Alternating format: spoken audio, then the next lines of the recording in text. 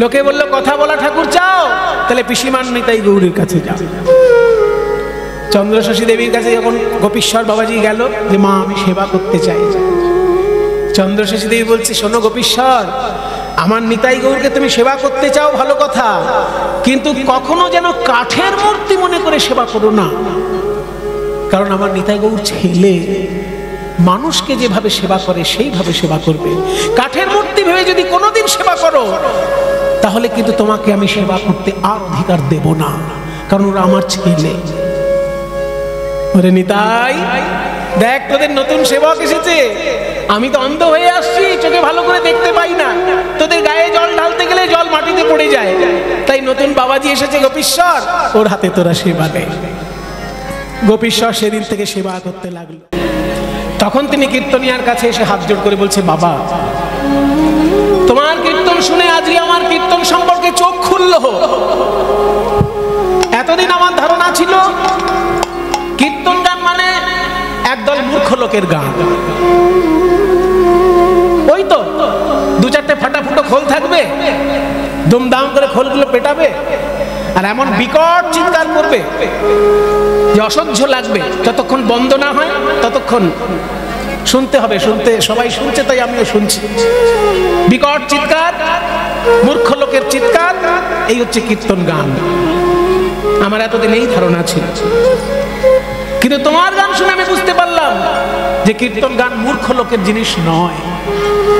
কারণ সংস্কৃত ভাষায় পদ তুমি গাইছো, সংস্কৃত ভাষা ব্যাখ্যা করতে গেলে একটা মিনিমাম শিক্ষা তো দরকার।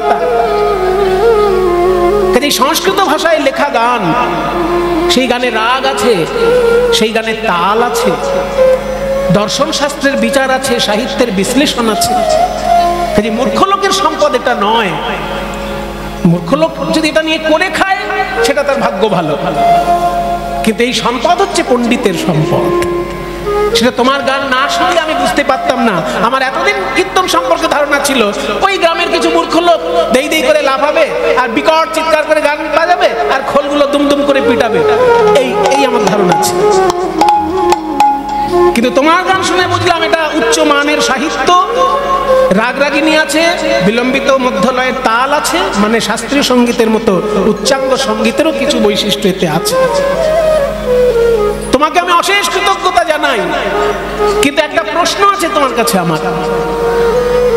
বলুন গিন্নিমা, আপনি আমার প্রণম্য শ্রোতা, আপনি জমিদার গিন্নি, সেই হিসেবে আপনাকে আমি প্রথম প্রণাম জানাই।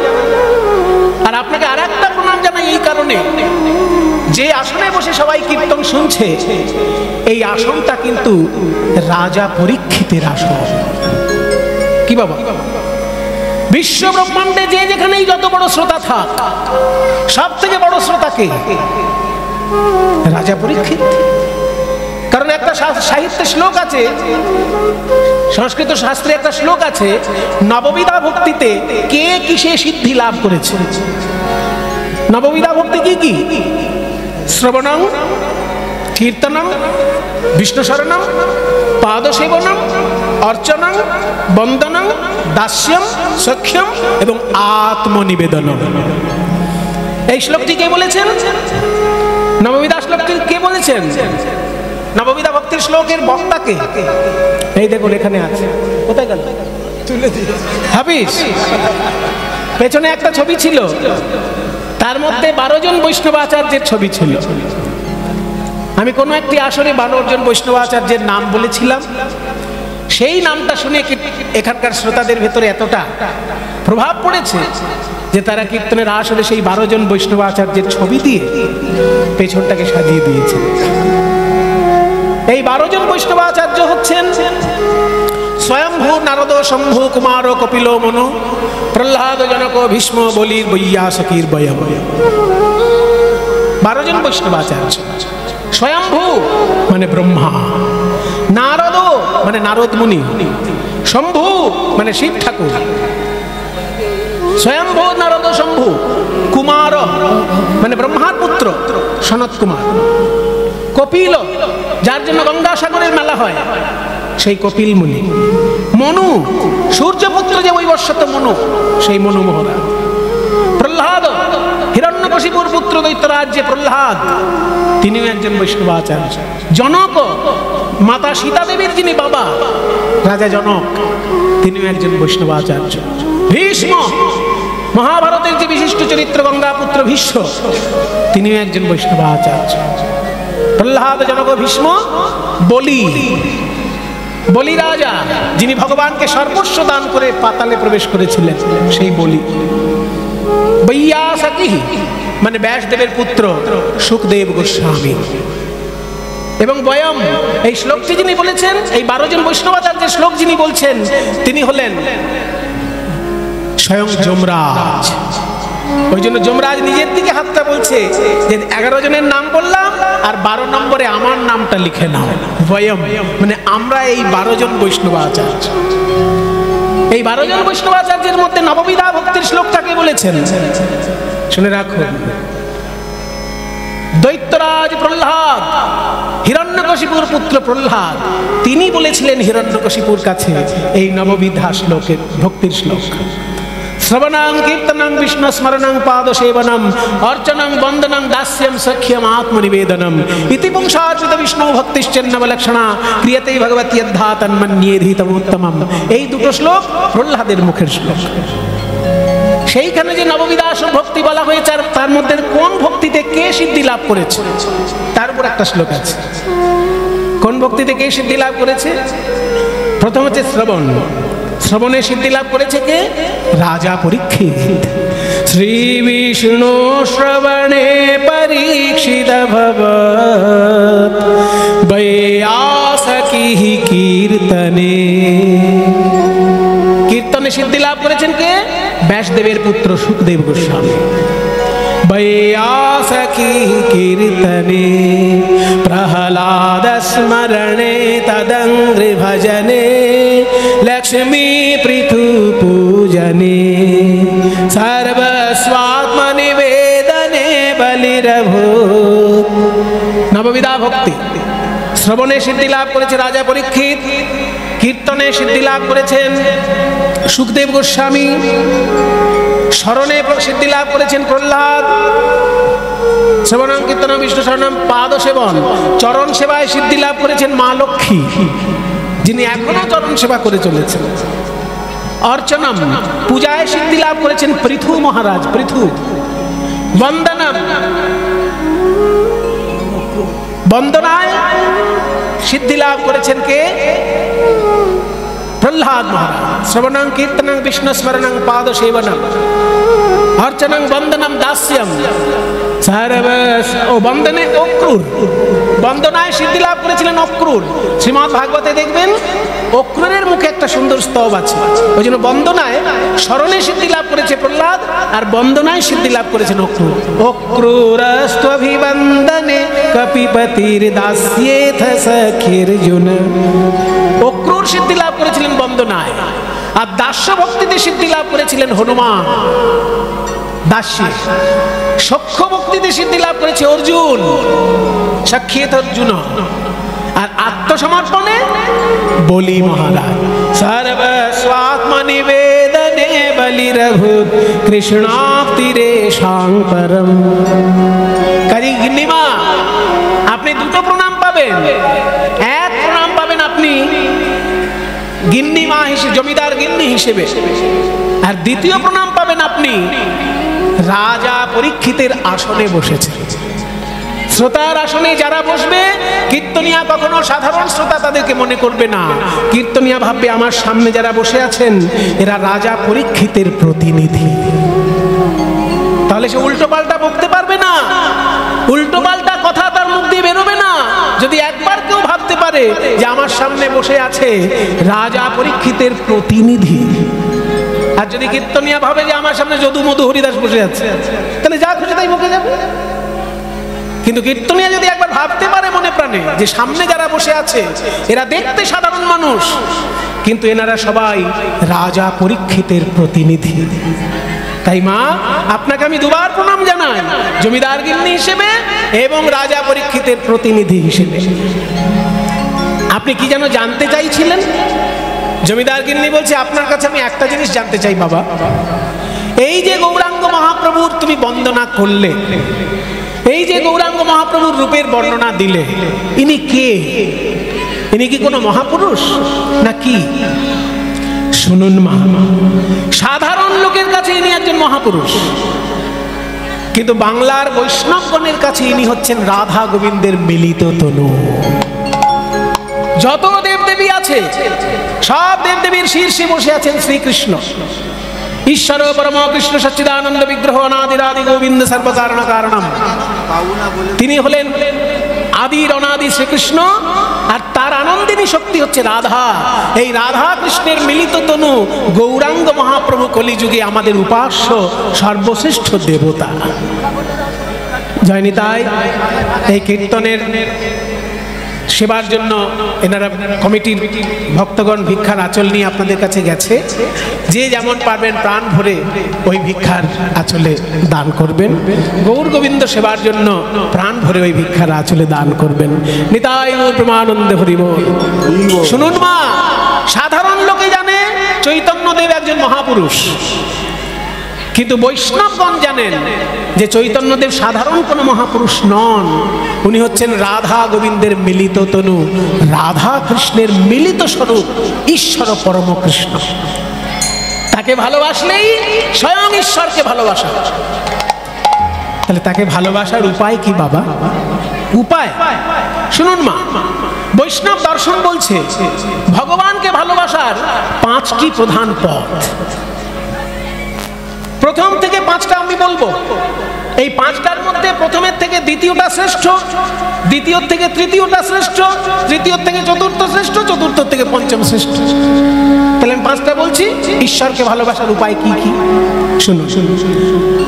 শান্ত ভক্তি, দাস্য ভক্তি, সখ্য ভক্তি, বাৎসল্য ভক্তি এবং মধুর রসের ভক্তি। 5টা রস: শান্ত, দাস্য, সখ্য, বাৎসল্য, মধুর। শান্ত রস কাকে বলে?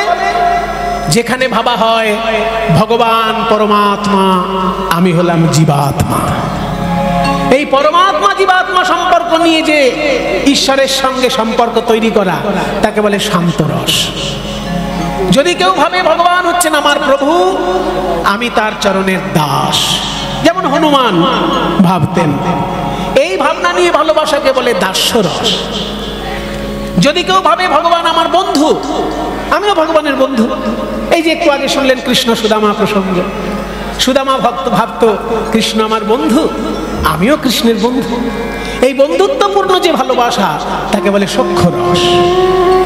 আর যদি কেউ ভাবে যে ভগবান আমার সন্তান, আমি তার অভিভাবক, পুরুষ হলে ভাববে আমি তার বাবা, নারী হলে ভাববে আমি তার মা, এই নিজেকে বাবা কিংবা মা ভেবে ভগবানকে সন্তান ভেবে যে ভালোবাসা, তার নাম বাৎসল্য রস।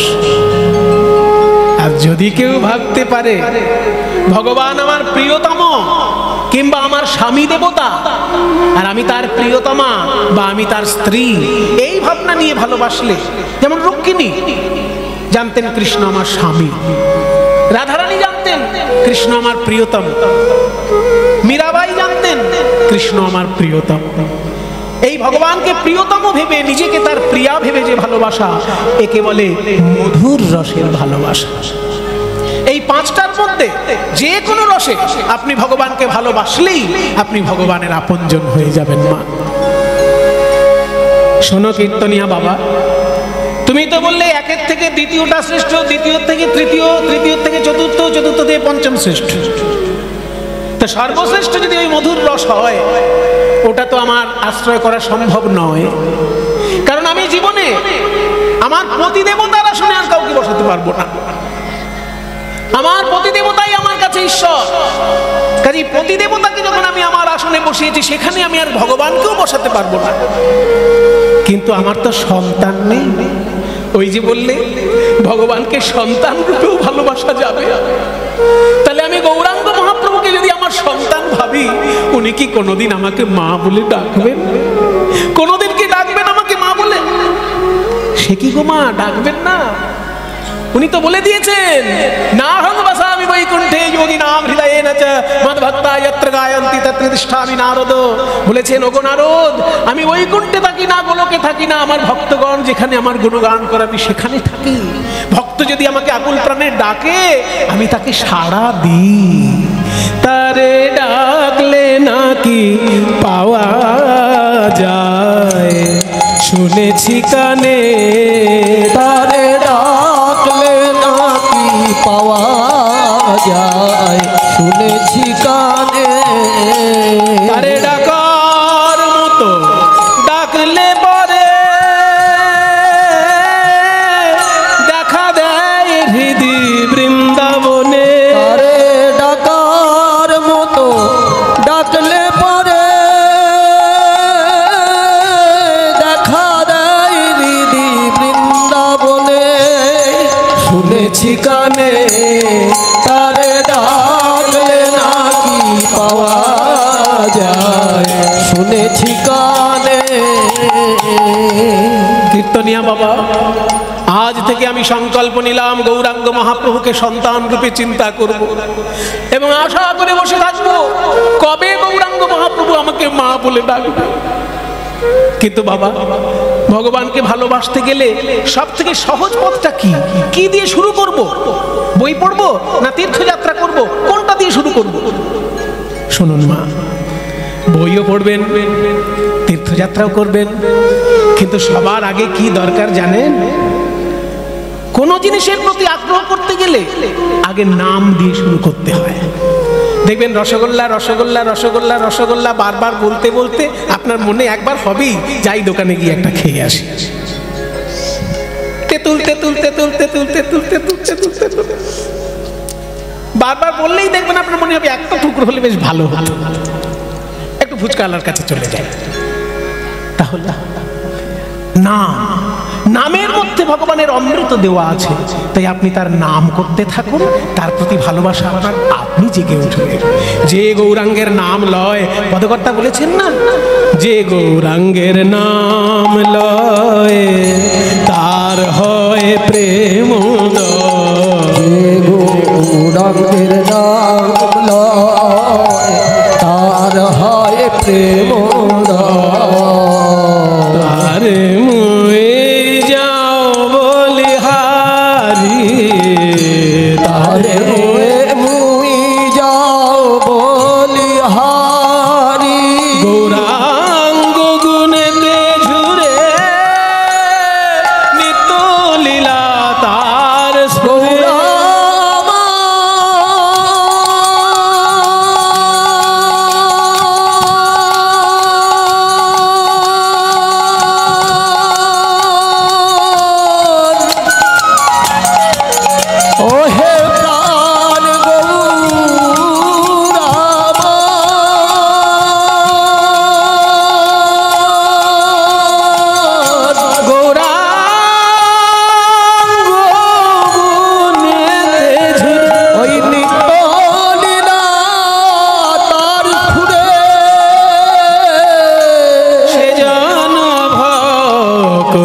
অধিকারী হয় সে জন ভক্তি অধিকার। তোর নাম নিতে যার নয়ন ঝরে, নাম নিতে যার নয়ন ঝরে। সে তো লীলা দেখে অন্তরে, যেজন গৌর বলে কাঁদতে পারে। নাম নিতে লীলা দেখে অন্তরে, গৌর বলে কাঁদতে পারে। ওই নিত্য লীলা দেখে অন্তরে, গৌর বলে কাঁদতে পারে। নাম নিতে যার নয়ন ঝরে। গৌর প্রেম রসনবে সে তরঙ্গে যে বাডুবে, গৌর প্রেম রসনবে সে তরঙ্গে যে বাডুবে। সে রাধা মাধব অন্তরঙ্গ, সে রাধা মাধব অন্তরঙ্গ। বলে গৃহে বাবনেতে থাকে হা গৌরাঙ্গ বলে ডাকে, থাকে হা গৌরাঙ্গ বলে ডাকে। তাতে কিছু যায় আসে না, তাতে কিছু যায় আসে না। ঘরে থাকো, ঘরে থাকো আর মঠেই থাকো, কিছু যায় আসে। তোমরা ঘরে থাকো আর মঠে থাকো, তাতে কিছু যায় আসে না। ঘরে থাকো আর মঠেই থাকো, হা গৌরাঙ্গ বলে ডাকো। ঘরে থাকো আর মঠে থাকো, গৌরাঙ্গ বলে ডাকো। ঘরে থাকো আর মঠে থাকো। হে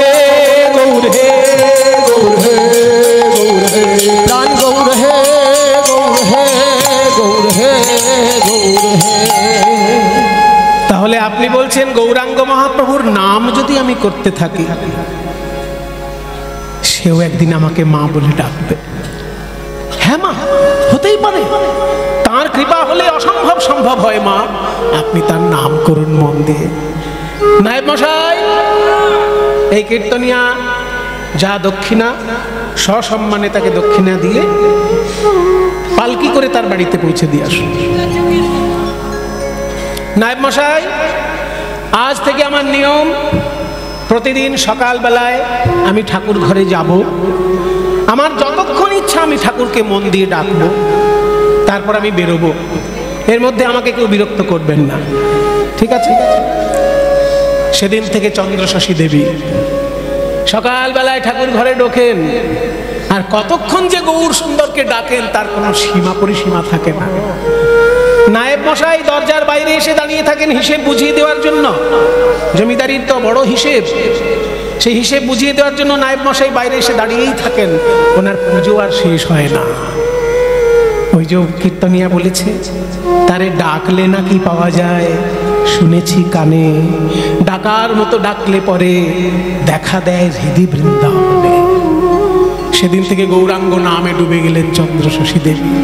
গৌরাঙ্গ আমার ধর্ম করো, গৌরাঙ্গ আমার ধর্ম করো, গৌরাঙ্গ আমার জাতি, ওই গৌরাঙ্গ আমার ধর্ম করো, গৌরাঙ্গ আমার জাতি, গৌরাঙ্গ আমার আমার আমার আমার গোরা, গৌরাঙ্গ আমার আমার প্রাণের গোরা, আমার জীবনে মরণে গতি, আমার আমার প্রাণের গোরা, মরণে গতি, আমার আমার প্রাণের গোরা, জীবনে মরণে গতি, গৌরাঙ্গ আমার, গৌরাঙ্গ আমার কুলশীলময়, গৌরাঙ্গ আমার কুলশীলময়, গৌরাঙ্গ আমার গতি, ওই গৌরাঙ্গ আমার কুলশীলমান, গৌরাঙ্গ আমার গতি, গৌরাঙ্গ আমার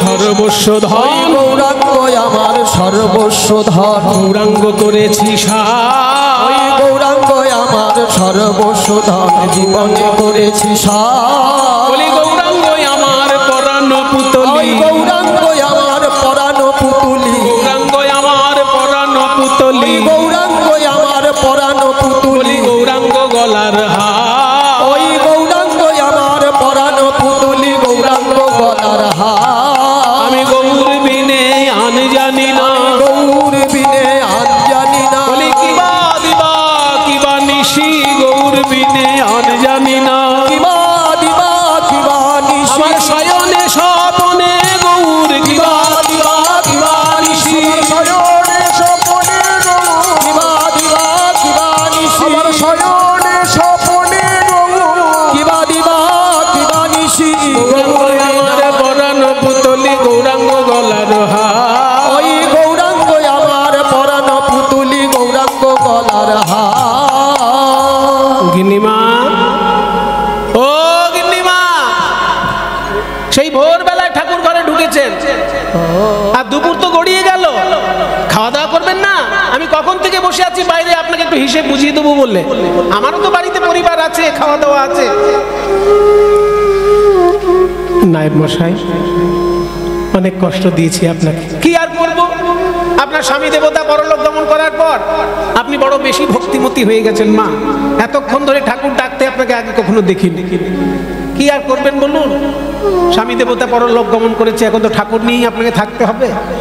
কিন্তু আমারও তো একটা দায়িত্ব আছে, এত বড় জমিদারি দেখে শোনা হিসেব বুঝিয়ে দেওয়ার দায়িত্ব আমার। আমার দায়িত্ব তো আমাকে পালন করতেই হবে, আমি তো শুধু ঠাকুর নিয়ে পড়ে থাকলে হবে না। তা শুনুন মা, আপনাকে একটা গোপন কথা বলি। জমিদার বাবু নিত্য নূতন জমিদারি কিনতে ভালোবাসতেন, অল্পতে ওনার যেন পোষাতই না। যেখানেই জমি দেখেন কিনে নেন, যেখানেই জমি দেখেন কিনে নেন। কোথায় ধ্যাত ধরে গোবিন্দপুর, বীরভূম জেলায়। আরে বাবা, কৃষ্ণনগরে জমিদারি করছেন, করুন না, বীরভূমে যাওয়ার কি দরকার? বলে না, আমার বীরভূমের একটু হাওয়া বাতাস। বীরভূমে অনেক তীর্থ আছে, ওইখানে একটু জমিদারির অংশ থাকলে ওইখানে থেকে আমি তীর্থগুলো ঘুরতে পারবো, সেই জন্য বীরভূম জেলায় গিয়ে একটুখানি জমিদারি কিনেছেন। এবার আমাকে তো সব হিসেব রাখতে হয়। কৃষ্ণনগরে ওনার এত বড় জমিদারি, কিন্তু বীরভূম জেলায় গিয়ে একটা গ্রাম কিনে বসে আছে।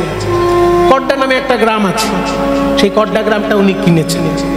তো ওইখানকার যারা প্রজা, তারা আজকাল বদমাইশি করছে, কিছুতেই খাজনা দিতে চাইছে না।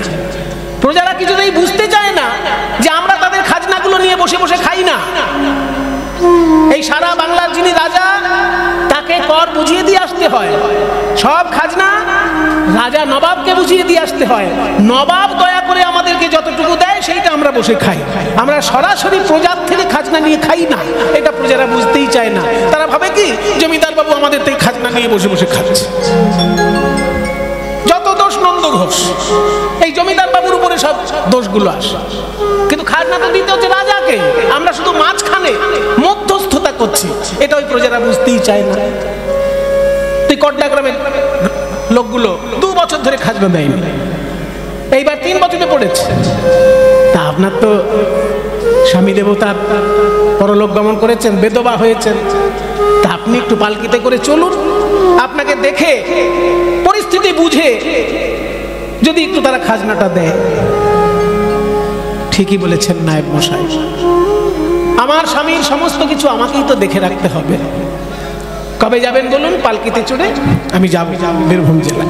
এই ঠাকুর মশাই, পঞ্জিকা দেখো, পঞ্জিকা দেখো। মঙ্গলে উষা বুধে পা, তারপর যথা ইচ্ছা তথা যা। দারুণ কথা। তাহলে এইবার মঙ্গলবারেই প্রস্তুত হতে হবে। হ্যাঁ, হলেই আমরা মঙ্গল বুধবারের মধ্যে শুভ সময় দেখে বেরিয়ে পড়ব। চলো তাই চলো, বীরভূম জেলায় যাব। বীরভূম জেলা সারা বাংলার মধ্যে একটা অত্যন্ত গুরুত্বপূর্ণ জেলা। সব থেকে বড় কথা হলো স্বয়ং নিত্যানন্দ প্রভুর জন্মস্থান। যে নিত্যানন্দ প্রভু ছাড়া চৈতন্যদেবের এই ভাবান্দোলন একেবারে অসম্ভব কথা। সেই নিত্যানন্দ প্রভুর জন্মস্থান হচ্ছে বীরভূম। তারপরেও শাস্ত্রীয় দিক দিয়ে একটা বড় ব্যাপার, সতী নারী যখন সতী দেহটা টুকরো টুকরো করে দিয়েছিলেন সুদর্শন চক্র চালিয়ে বিষ্ণু, সেই সময় সতীর যে অঙ্গগুলো 51টা তীর্থে গিয়ে পড়েছে, 51 পীঠ তৈরি হয়েছে। সেই 51টা পীঠের মধ্যে 5টা পীঠস্থান শুধু বীরভূম জেলাতে। আমাদের এই দিকটা যেমন কালীঘাট 51 পীঠের এক পীঠ, কালীঘাট হচ্ছে 51 পীঠের এক পীঠ, তেমনি বীরভূম জেলায় 5খানা পীঠস্থান আছে। আপনারা শুনলে অবাক হবেন, তারাপীঠ কিন্তু এই 5টা পীঠের বাইরে। অনেকে ভাবে যে তারাপীঠ বোধহয় 5টা পীঠের একটা, 51 পীঠের এক পীঠ, তা কিন্তু নয়। এই 5টা পীঠের বাইরে তারাপীঠ, 5টা পীঠ ছাড়াও আরো তারাপীঠ ছাড়াও আরো 5টা পীঠস্থান বীরভূম জেলার মধ্যে আছে। কাজে একদিকে শাক্ত ধর্মের তীর্থ, একদিকে বৈষ্ণব ধর্মের নিত্যানন্দ প্রভুর জন্মস্থান, আবার ওদিকে গীত গোবিন্দ যিনি রচনা করেছিলেন জয়দেব গোস্বামী, তাই সেই জয়দেব গোস্বামীর জন্মস্থান বীরভূম, চণ্ডীদাসের জন্মস্থান বীরভূম। কাজেই মহাতীর্থ বীরভূম। চলো পালকি করে সেই তীর্থকে প্রণাম করে আসি। এই পালকি বাহন, বহন করে নিয়ে চলো।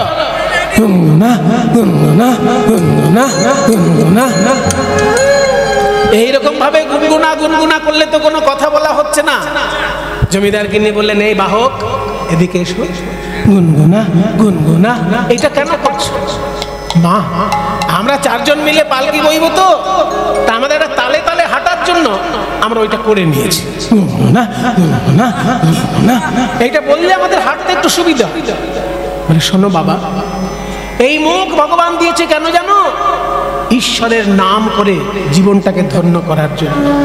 তাই নিরর্থক শব্দ না করে ঈশ্বরের নাম দিয়ে শব্দ বলো, তাহলে জীবন ধন্য হয়ে যাবে। গুনগুনাটাই বলো, কিন্তু তার আগে শুধু গৌর শব্দটা জুড়ে দাও।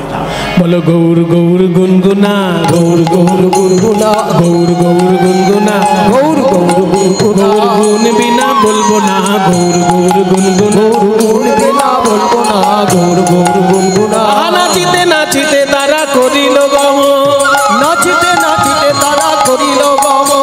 আরে নাচিতে নাচিতে তারা করিল গমন, নাচিতে নাচিতে তারা করিল গমন। বীরভূম জেলায় আসি দিল দর্শন, বীরভূম জেলায় আসি দিল দর্শন। আনন্দ ধরে না, আনন্দ ধরে না, বীরভূম জেলায় এসে আনন্দ ধরে না। ওই বীরভূম জেলায় এসে আনন্দ ধরে না।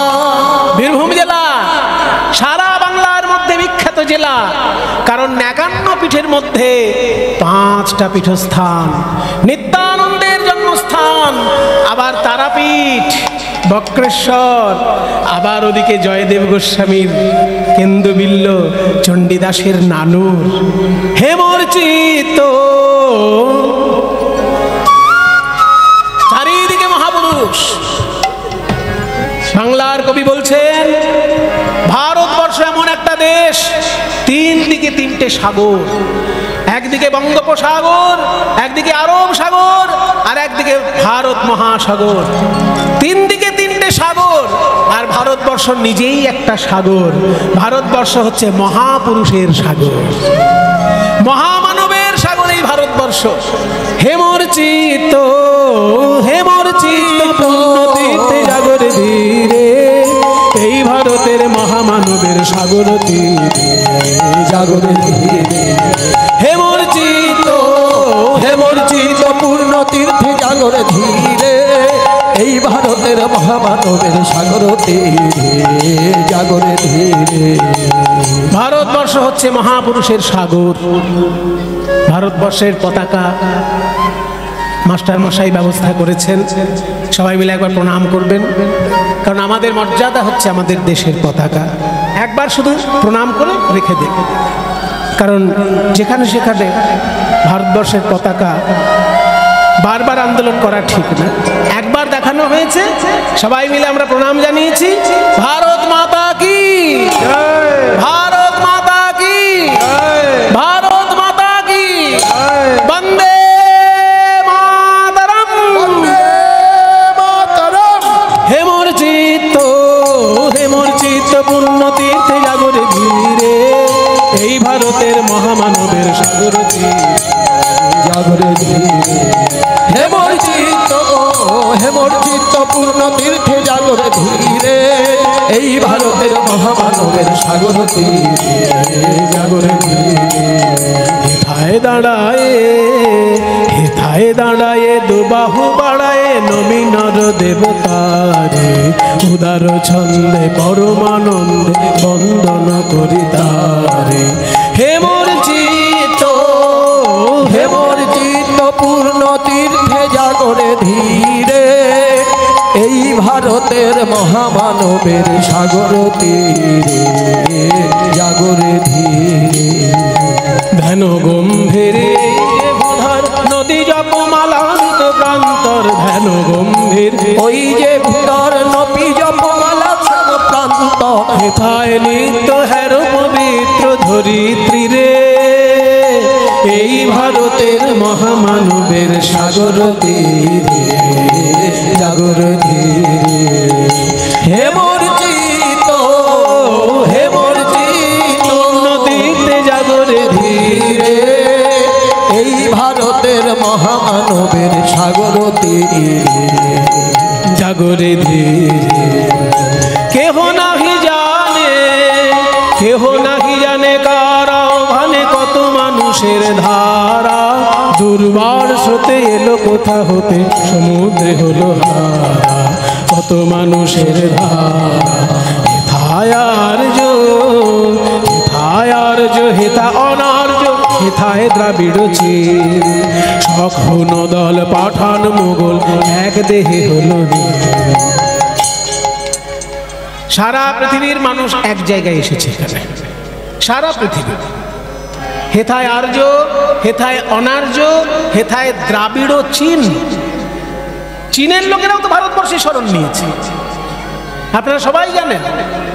তিব্বতের যে বৌদ্ধ সম্প্রদায়, তাদেরকে চীন এত অত্যাচার করেছে, তারা তিব্বত ছেড়ে দিয়ে ভারতবর্ষে এসে আশ্রয় নিয়েছে। তিব্বতের যিনি ধর্মগুরু দলাই লামা, তিনি ভারতবর্ষে এসে আশ্রয় নিয়ে আছেন। কাজে চীন থেকে তাড়া খেয়ে লোকে ভারতে আছে, পাকিস্তান থেকে মুসলমানরা তাড়া খেয়ে ভারতে এসে ঢুকেছে, জানেন? এসব গোপন কথা।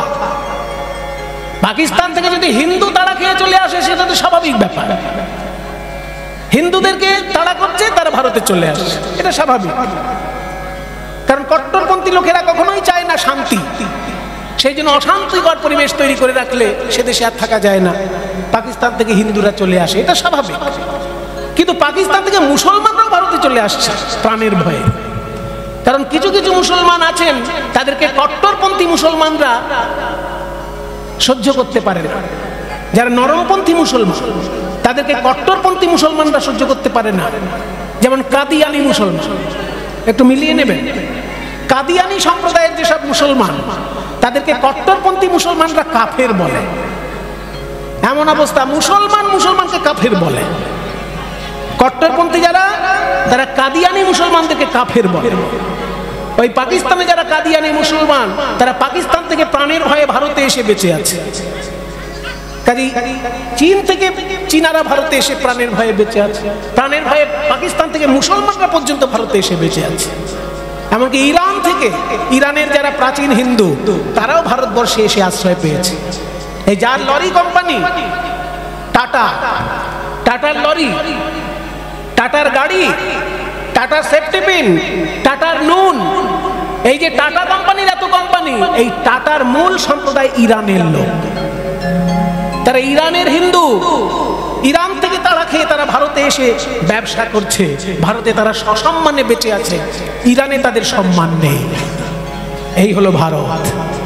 কেহ নাহি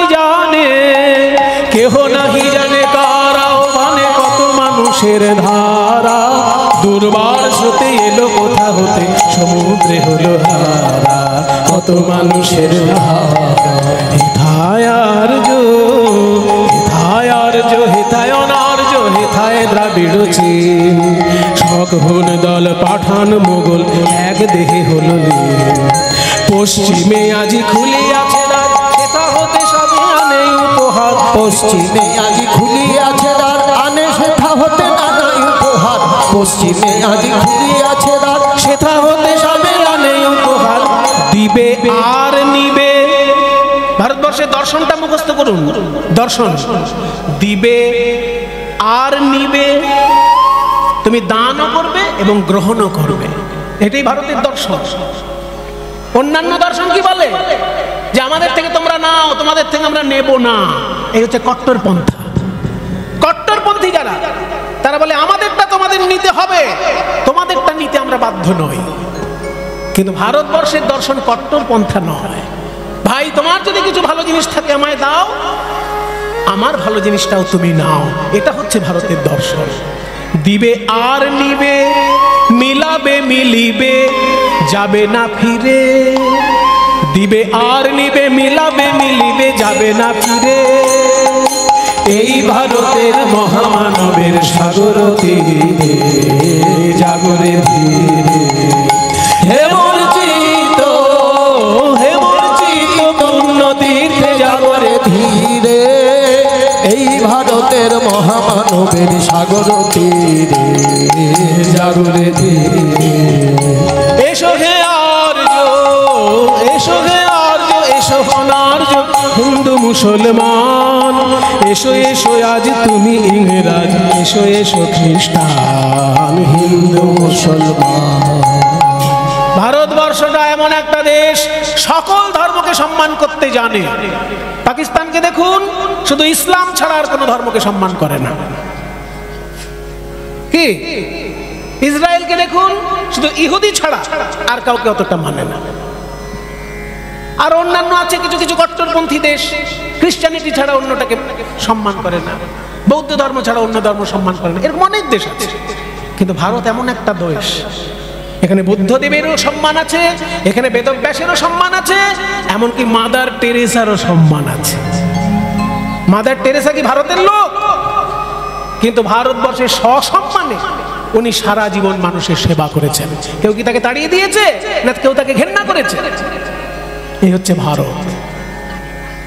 এসো হে আর্য, এসো হে আর্য, এসো অনার্য হিন্দু মুসলমান, এসো এসো আজ তুমি ইংরাজ, এসো এসো খ্রিস্টান হিন্দু মুসলমান, এসো ব্রাহ্মণ, এসো ব্রাহ্মণ সূচি করি মন।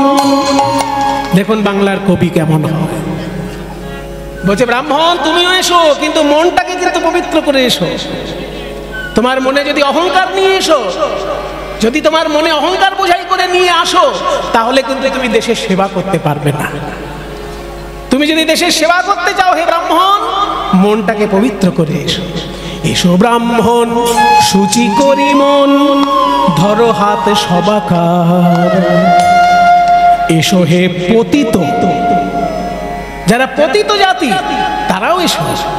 এসো হে পতিত হোক অপনীত সব অপমান ভার। আজ অব্দি তোমাকে যত অসম্মান অপমান করা হয়েছে সব ভুলে গিয়ে হে পতিত গোষ্ঠী তুমিও এগিয়ে এসো। ব্রাহ্মণ তুমিও তোমার অহংকার ছেড়ে এগিয়ে এসো, কারণ ভারতবর্ষটাকে আমাদের সকলে মিলে সুন্দর করে সাজাতে হবে। এসো ব্রাহ্মণ, এসো ব্রাহ্মণ সূচি করি মন, ধরো হাত সবাকার, এসো হে পতিত হোক অপনীত সবে অপমান ভার। মার অভিষেকে এসো এসো তোরা, মঙ্গল ঘট হয়ে নিজে ভরা, মার অভিষেকে এসো এসো তারা, মঙ্গল ঘট হয় নিজে ভরা, সবার স্পর্শে পবিত্র করা তীর্থ নিরে, আজি ভারতের মহামানবের সাগর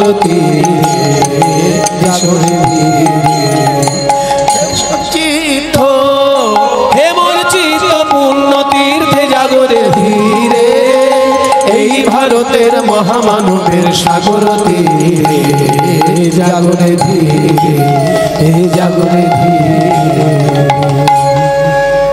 ভারতবর্ষ মহাপুরুষের দেশ, বীরভূম জেলাও তাই। একদিকে বামা খেপা, একদিকে প্রভু নিতাই চাঁদ, একদিকে জয়দেব গোস্বামী, একদিকে চণ্ডীদাস ঠাকুর। চণ্ডীদাসের সেই বিখ্যাত কথা, শুনো হে মানুষ ভাই, সবার উপরে মানুষ সত্য, তাহার উপরে নাই। আবার বর্তমান কালে রবীন্দ্রনাথ ঠাকুরের যে বিরাট বড় তপভূমি, বিরাট বড় সাধন ক্ষেত্র শান্তিনিকেতন, যেখানে সারা পৃথিবীর মানুষ একত্র হয়েছেন জ্ঞান অর্জনের জন্য এবং জ্ঞান বিতরণের জন্য। কিন্তু আমি যখনকার ঘটনা বলছি তখন শান্তিনিকেতন ছিল না বীরভূমে, কিন্তু নিত্যানন্দ জন্মস্থান ছিল, চণ্ডীদাসের জন্মস্থান ছিল, জয়দেবের জন্মস্থান ছিল, বামা ক্যাফার তারাপীঠ আছে। তাই যখন গড্ডা গ্রামে আসছে, জমিদার গিন্নি প্রবেশ করছে, ও গিন্নিমা এই দেখুন গ্রামের লোক কেমন খারাপ লোক, 2 বছর ধরে খাজনা দেয়নি, আবার রাস্তার পাশে একটা গর্ত খুঁড়ে রেখেছে। আরে বাবা, রাতের অন্ধকারে কোনো বুড়ো মানুষ যদি এখান থেকে যায় হোঁচট খেয়ে পড়বে কিনা? দেখুন কিরকম লোক, গ্রামের লোক, 2 বছর খাজনাও দেয়নি, আবার গর্ত করে রেখেছে। হ্যাঁ, জমিদার গিন্নি বলছেন, দেখুন নায়েব মশাই, কারোর সম্পর্কে ভালো করে খোঁজ খবর না নিয়ে আগেই দোষ দেবেন না। এই যে রাস্তার পাশে গর্তটা খুঁড়েছে গ্রামের লোক, কেন খুঁড়েছে আগে তাদের জিজ্ঞেস করুন, কোনো কারণ আছে কিনা আগে জানুন, তারপর তাদেরকে দোষ দিন, না জেনে কেন দোষ দিচ্ছে। হ্যাঁ, এটা আপনি ঠিক বলেছেন, চলুন তাহলে গ্রামে গিয়ে খবর নিই। গ্রামে যেই জমিদার গিন্নি এসেছেন, গ্রামের লোক ভয়েতে সবাই ঘরে ঢুকে গিয়ে দরজা জানলা বন্ধ করে দিয়ে, এই দরজা বন্ধ কর, দরজা বন্ধ কর। জমিদার গিন্নি মা এসেছেন, আচ্ছা মতন ধলাই দেবে, 2 বছর খাজনা দাওনি, লাঠির বাড়ি এমন পিঠে পড়বে না।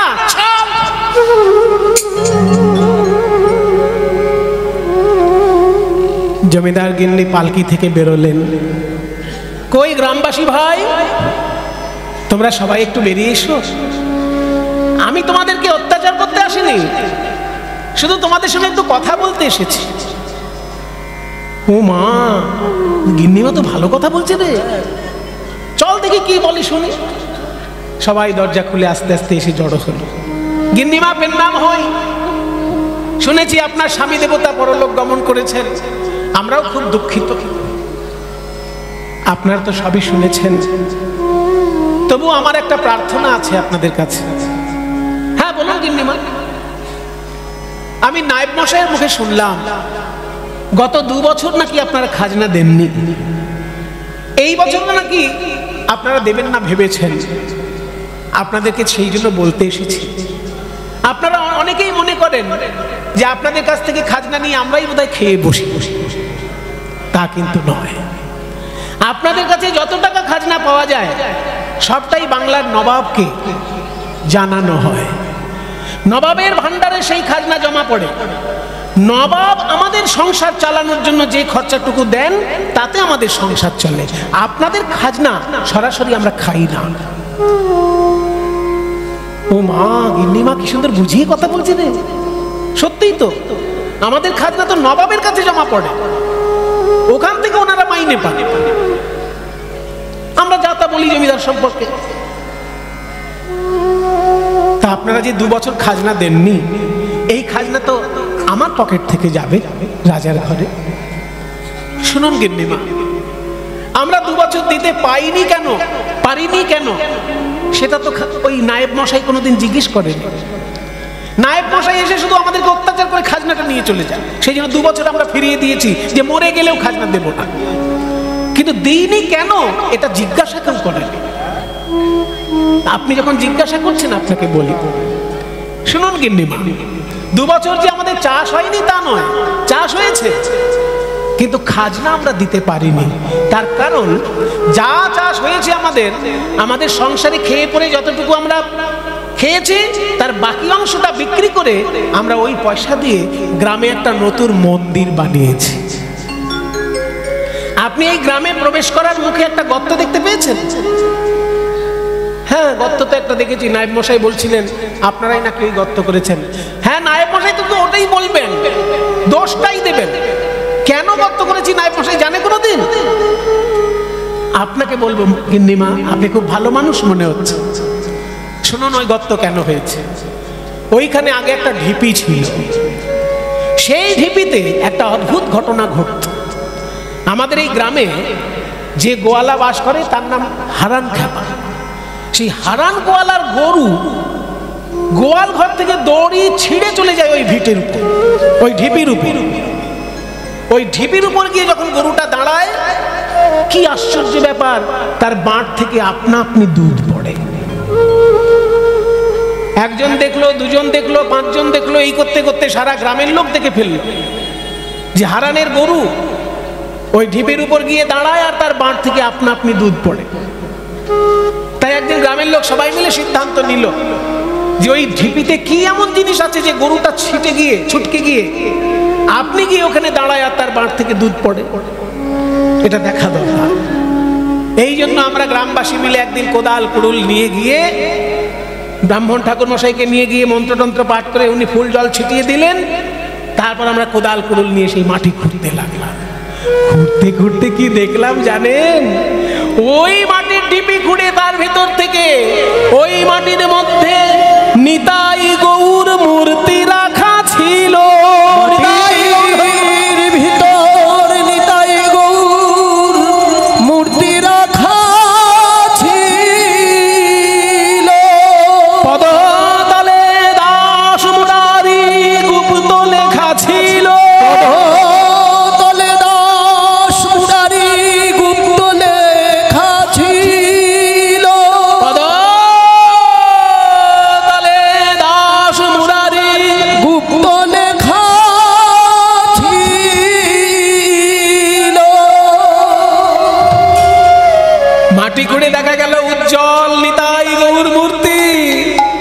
কাঠের মূর্তি, এত বছর ধরে মাটির নিচে আছে কিন্তু কোনো দাগ নেই, কিচ্ছু নষ্ট হয়নি, মনে হচ্ছে কেউ যেন এখনই পুঁতে রেখে গেছে। বলরাম দাস বাবাজি এসে সেই মূর্তিকে স্নান করিয়ে ভালো করে নেড়ে চেড়ে দেখলেন মূর্তির পায়ের তলায় লেখা আছে দাস মুরারি গুপ্ত। সম্ভবত মহাপ্রভুর পার্ষদ মুরারি গুপ্তের সেবিত ঠাকুর। এই মুরারি গুপ্ত কে আমরা তো কিছু জানি না। আমাদের গ্রামের বৈষ্ণব বলরাম বাবাজি আছে, বলরাম বাবাজিকে ধরলাম, আপনি তো অনেক বইটই পড়েন, এই মুরারি গুপ্তটা কে? বলরাম বাবাজি আমাদের বুঝিয়ে দিলেন যে মুরারি গুপ্ত ছিলেন চৈতন্য মহাপ্রভুর পার্ষদ, শুধু পার্ষদ নয়, চৈতন্য মহাপ্রভুর চিকিৎসক।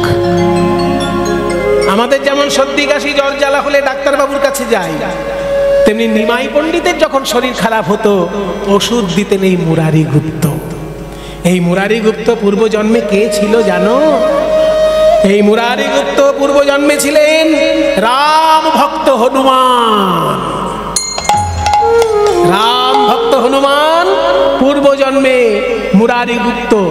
রাম ভক্ত হনুমানের মনে হয়েছিল, হে প্রভু রাম, আপনি ধনুর্বাণ নিয়ে রাবণের সঙ্গে যুদ্ধ করেছেন, এই যুদ্ধং দেহি রূপ আপনার আমি দেখেছি, কিন্তু আপনার করুণাময় রূপ তো আমি দেখতে পেলাম না প্রভু। রামচন্দ্র বলেছিলেন, হনুমান, আগামী কলিযুগে আমি হব গৌরাঙ্গ মহাপ্রভু, তখন আমি মানুষকে প্রেম বিতরণ করব। ওই প্রেম বিতরণ লীলার তুমিও সাক্ষী হয়ে থাকবে, তুমি তখন মুরারি গুপ্ত রূপে আমার লীলা সঙ্গী হয়ে থাকবে। তাই সেই ত্রেতা যুগের হনুমান কলিযুগে মুরারি গুপ্ত হয়েছেন। সেই মুরারি গুপ্তের সম্ভবত সেবিত এই ঠাকুর কোনোভাবে ইতিহাসের পরিপ্রেক্ষিতে কোনোভাবে ঘুরতে ঘুরতে এই গ্রামে মাটির নিচে এসে স্থান পেয়েছে। সেই ঠাকুর আমরা পেয়েছি মাটির ভেতর থেকে। তাই বলরাম বাবাজি বললেন, আমাদের গ্রামে যখন এই ঠাকুর পাওয়া গেছে, আমাদের গ্রামেই প্রতিষ্ঠা করব। তোমরা সকলে মিলে সহযোগিতা করে একটা মন্দির বানাও, সেই মন্দিরে প্রতিষ্ঠা করব। এবার নায়েব মশাই তো শুধু খাজনা চাইতে আসে, আমাদের কোনো সুখ দুঃখের খবর উনি কোনোদিন নেন না, সেই জন্য ওনাকে আমরা কিছু বলিনি। আমরা 2 বছর ধরে চাষ করে নিজের আধ পেটা খাবার খেয়ে যতটুকু পয়সা জমিয়েছি, এই পয়সা দিয়ে মন্দির বানিয়েছি মা, আর সেই মন্দিরে ওই নিতাই গৌর প্রতিষ্ঠা করেছি। এখন তো আপনি কষ্ট করে এসেছেন, বিশ্রাম নিন, সন্ধ্যাবেলায় যখন আরতি হবে তখন নিতাই গৌর দেখতে যাবেন, দেখবেন কি উজ্জ্বল গৌর সুন্দরের রূপ, আপনার মন ভরে যাবে। জমিদার গিন্নি বললেন, তোমরা এত ভালো একটা কাজ করেছো আর আমি জানতেই পারিনি। তোমরা 2 বছর খাজনা দাওনি, এই খবর আমার কানে এসেছে, কিন্তু সেই পয়সায় যে তোমরা এত সুন্দর একটি মন্দির বানিয়ে নিতাই গৌরকে প্রতিষ্ঠা করেছো, এই খবর তো আমি জানি না। তাই আমার পকেট থেকে আমি দেব। শোনো, 2 বছর তোমাদের খাজনা দাওনি, ঠিক আছে, আমি বাংলার নবাবকে প্রার্থনা করে মুকুব করিয়ে দেব, এবং আমার দায়িত্বে আগামী 2 বছরও তোমাদেরকে খাজনা দিতে হবে না। এই মন্দিরের যা বাকি কাজ আছে তোমরা পরিপূর্ণভাবে সুন্দর করে নাও, 2 বছরও তোমাদের খাজনা লাগবে। আরে আমাদের গিন্নিমা কত ভালো মানুষ রে, 2 বছর তো দিলামই না, বলছে আগামী 2 বছর লাগবে না। এই গিন্নিমায়ের সেবা কর, যা ওনার বাড়িটা ভালো করে পরিষ্কার করে দে, বাগান বাড়ি নোংরা হয়ে আছে। গ্রামের লোক পরিষ্কার পরিচ্ছন্ন করে দিল। জমিদার গিন্নি বাগান বাড়িতে বিশ্রাম নিচ্ছে। সন্ধ্যাবেলায় যখন আরতি, আরতির সময় ধুমধাম করে আরতি গান করছে। বীরভূমের লোকেরা খুব সুন্দর আরতি গান করেন। আপনারা যদি কখনো বীরভূমে যান, তাদের কণ্ঠে শুনবেন নিতাই গৌরের আরতি কীর্তন। এই আরতির গান খুব বিখ্যাত বীরভূম জেলায়। আরে গিবা ভালি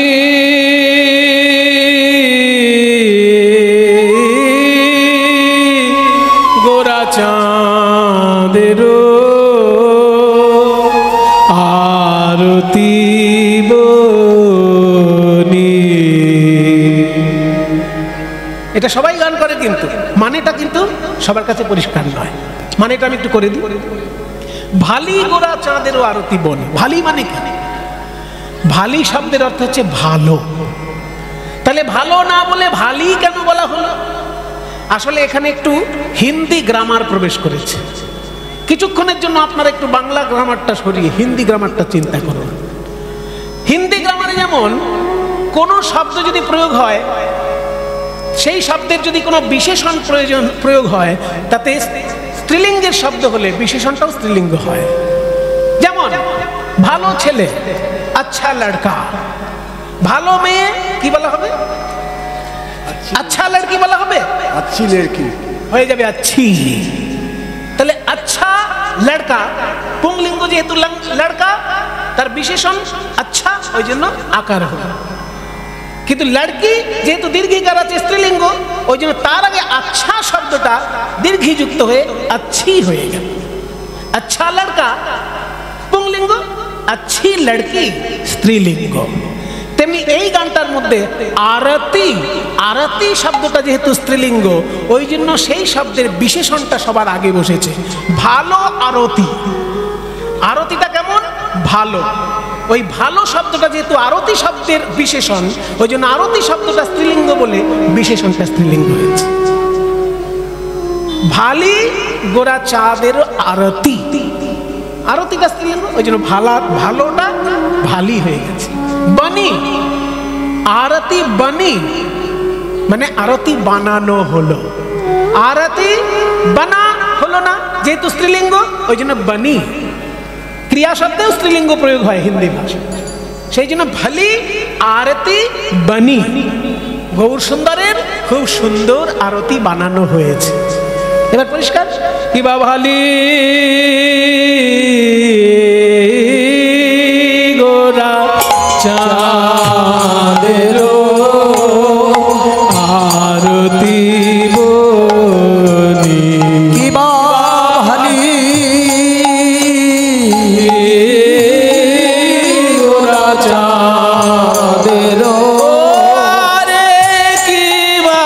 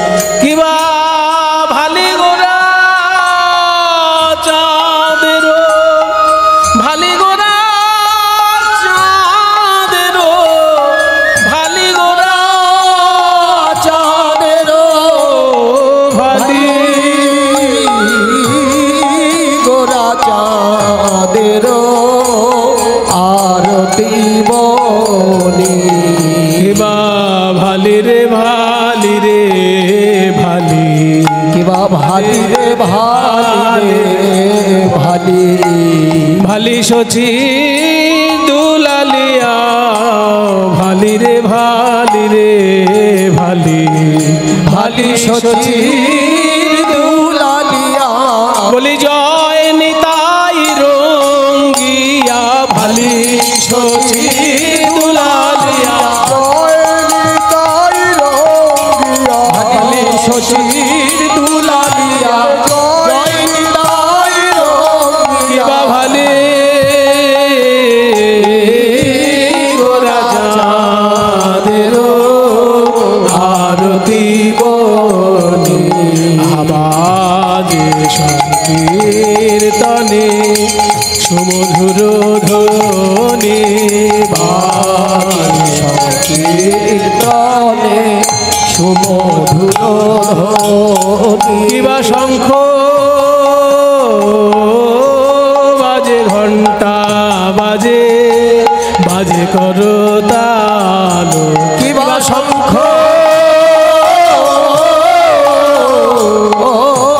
বাজে, ঘন্টা বাজে, বাজে করতাল, মধুর মৃদঙ্গ বাজে শুনিতে রসালো, মধুর মৃদঙ্গ বাজে শুনিতে রসালো।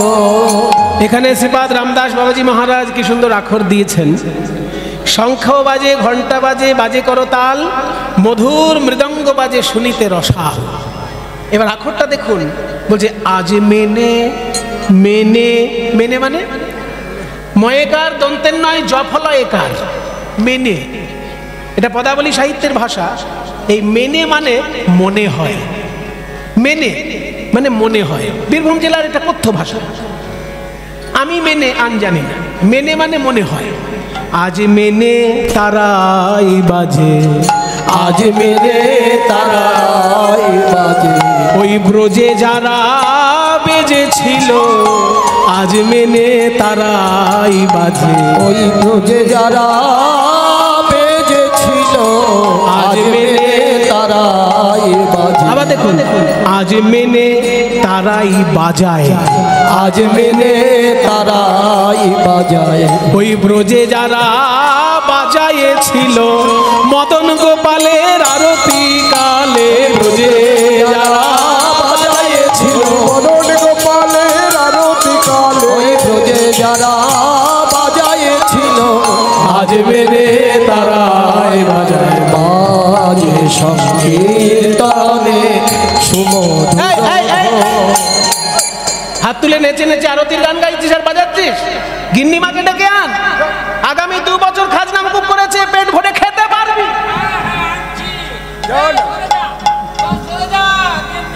খাজনা মুকুব করে দিল, তার কথা মনে নেই। যা ডেকে নিয়ে আয়। ঠিক গিন্নিমা আসছে, সবাই সরে যা সরে যা সরে যা। আসুন গিন্নিমা, এই যে সুন্দর নিতাই গৌর, আপনি সামনেই দাঁড়িয়ে দেখুন। আমরা তো সারা বছরই দেখব, আপনি সামনে যান। গিন্নিমা সামনে প্রথম দেখলেন নিতাই গৌরের মূর্তি। ওই যে কীর্তনিয়ার কাছে শুনেছিলেন তারে ডাকলে নাকি পাওয়া যায়, শুনেছি কানে। এই তো সেই নিতাই গৌর, সারা বিশ্ব ব্রহ্মাণ্ডে প্রেম বিতরণ করবে বলে 2 হাত পেতে দাঁড়িয়ে আছে। ওরে আয় গোলকের প্রেম নিয়ে যা বলে 2 ভাই দাঁড়িয়ে আছে। এই নিতাই গৌর, গৌরাঙ্গ মহাপ্রভু রাধা কৃষ্ণের মিলিত তনু। আমি তো তাকে ছেলে বলে ভাবছি, কিন্তু ওই নিতাই গৌর কি কখনো আমাকে মা বলে ডাকবে? নিতাই গৌরের মুখের দিকে তাকিয়ে আকুল নেত্রে তাকিয়ে রইলেন জমিদার গিন্নিমা। ওদিকে আরতির গান চলছে।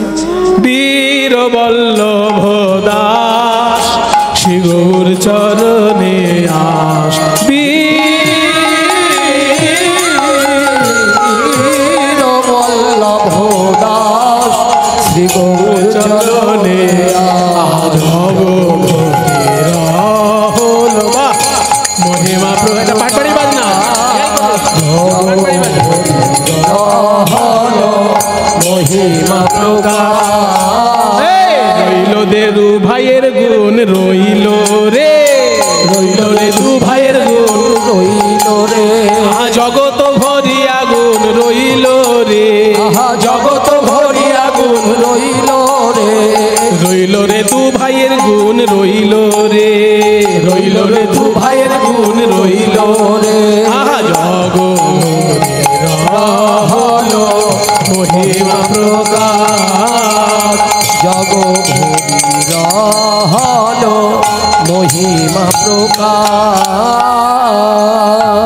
গিন্নিমা বলো বাবা, আমাদের আরতি গান হয়ে গেছে মা, আপনি এবার ঘরে যেতে পারেন।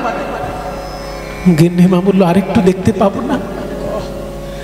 আমার নিতাই গৌর তো তোমাদের কাছে ভগবান, কিন্তু ওরা তো আমার কাছে ছেলে। ছেলের কাছ থেকে মা দূরে সরে যাবে। থাক বাবা, থাক বাবা, নিতাই গৌর তোরা সুখে থাক, আমি গিয়ে বিশ্রাম নিই। দেখি কালকে কখন যেতে পারি বা পরশু কখন যেতে পারি। নিতাই গৌর তোমরা ভালো থেকো। নিতাই গৌরকে দর্শন করে প্রণাম করে মা জননী গেলেন তো নিজের ওই বাগান বাড়িতে, কিন্তু সারা রাত্রির ঘুম আসছে না। যখনই চোখ বন্ধ করতে যাচ্ছেন ঘুমাবেন বলে, অমনি চোখের সামনে আরতির ওই শোভা ভেসে উঠছে। পঞ্চপ্রদীপ, কর্পূর প্রদীপ, জল, শঙ্খ, পবিত্র বস্ত্র, চামর, পুষ্পাঞ্জলি, সবকিছু ভেসে উঠছে চোখের সামনে। কিছুতেই ঘুম আসছে না। ও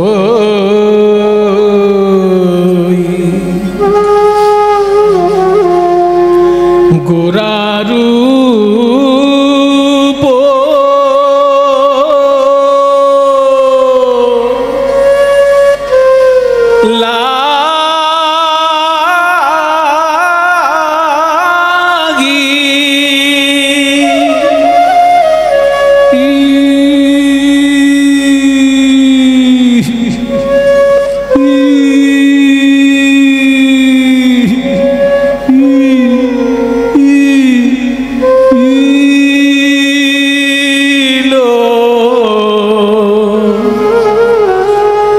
লাগিল গো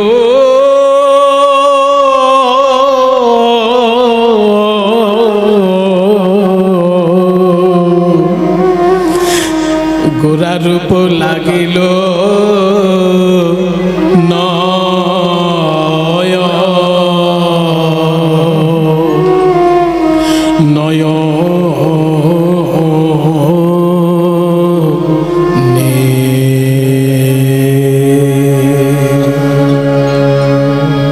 অত্যন্ত দুর্লভ এই কীর্তন গান মধ্যম দশকোষী তাল।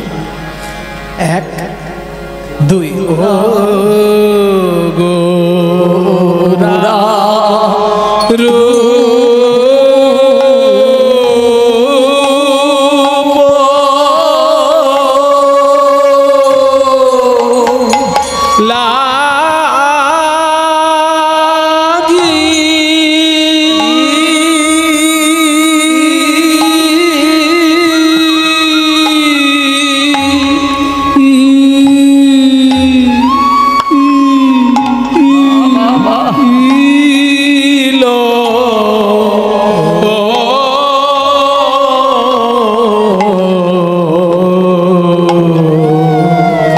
গোরা রূপ লাগিল নয় ও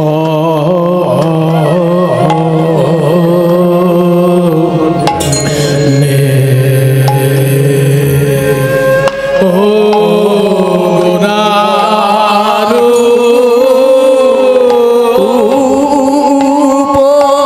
আর যে পাশ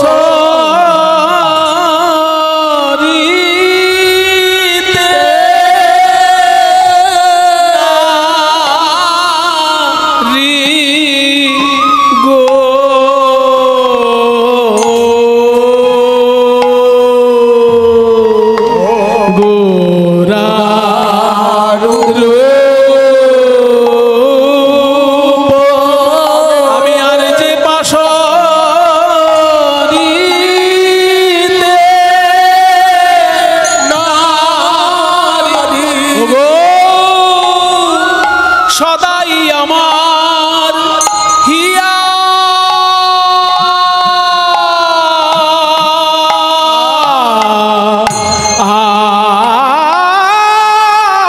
জাগে আর যে পাশরিতে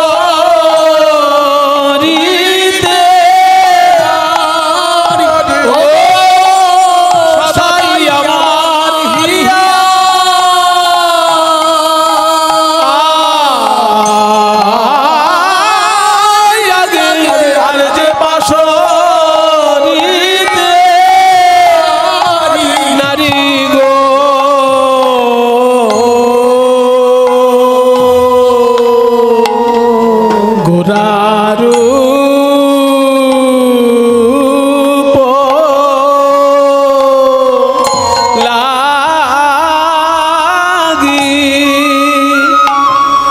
কিবা দেবা কিবা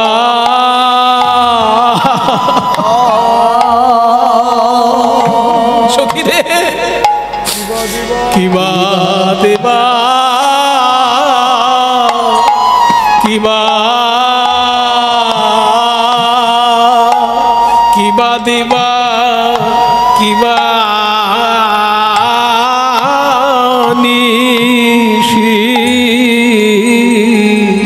শয়নে সাপনে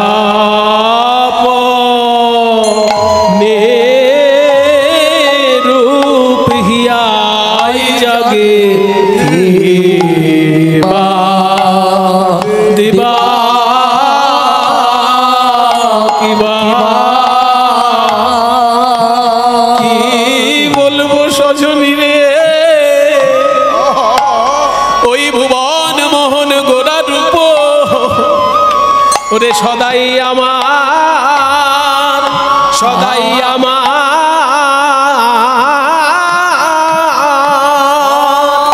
সদাই আমার হিয়ায় জাগে সজনী রে আমি দিলে পাশরি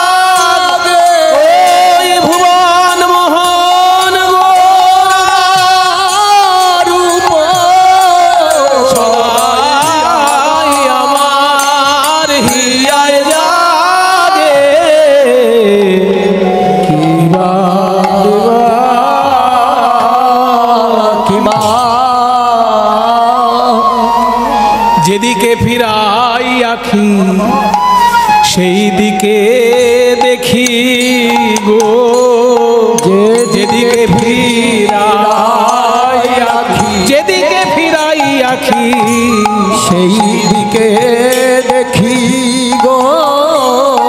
আহা পিছলিতে না না দেখবো না। গৌর রূপে নয়ন দিলে যদি আমার এত কষ্ট হয়, আমি দেখবো কেন ওই রূপ? ওই রূপ দেখলে যদি এত কষ্ট, তো আমি দেখতে চাই না। কিন্তু কি হয় জানিস, যখনই চোখটা আমি অন্যদিকে ঘুরাই, দেখি এদিকেও সেই রূপ। ঠিক আছে, এদিকে দেখবো না, এদিকে দেখবো, এদিকেও সেই রূপ। ওগো পিছলিতে করি সাধ, না পিছলে আখিরে। ওই পিছলিতে করি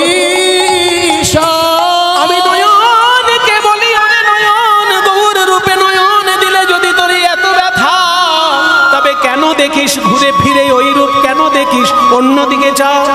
কিন্তু আমার আখি মানা মানে না, আমার আখি মানা মানে না।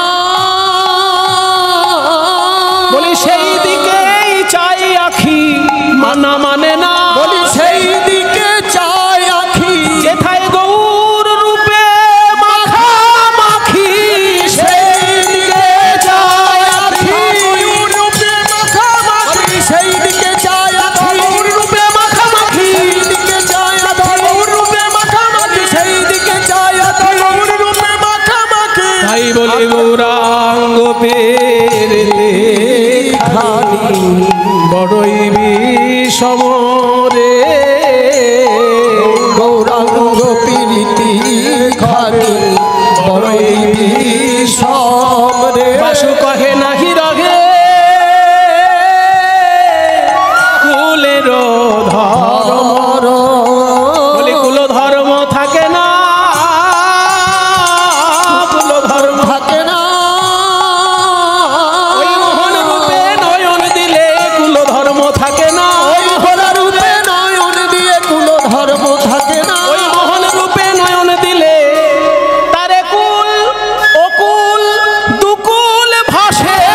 মোহন রূপে নয়ন দিয়ে কুল কুল দুকুল ভাসে। মোহন রূপে নয়ন দিয়ে কুল কুল দুকুল ভাসে। মোহন রূপে নয়ন দিয়ে কুল কুল দুকুল ভাসে। মোহন রূপে নয়ন দিয়ে কুল কুল দুকুল ভাসে। কুল ধর্ম থাকে না।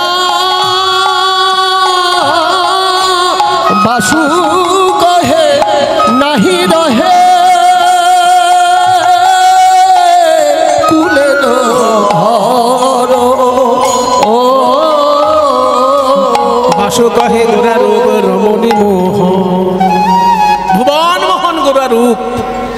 একবার নয়ন দিলে তার কুলকুল সব ভেসে যায়, বাপকুল শ্বশুরকুল সব ভেসে যায়, কর্মকাণ্ড জ্ঞান কাণ্ড সব ভেসে যায়।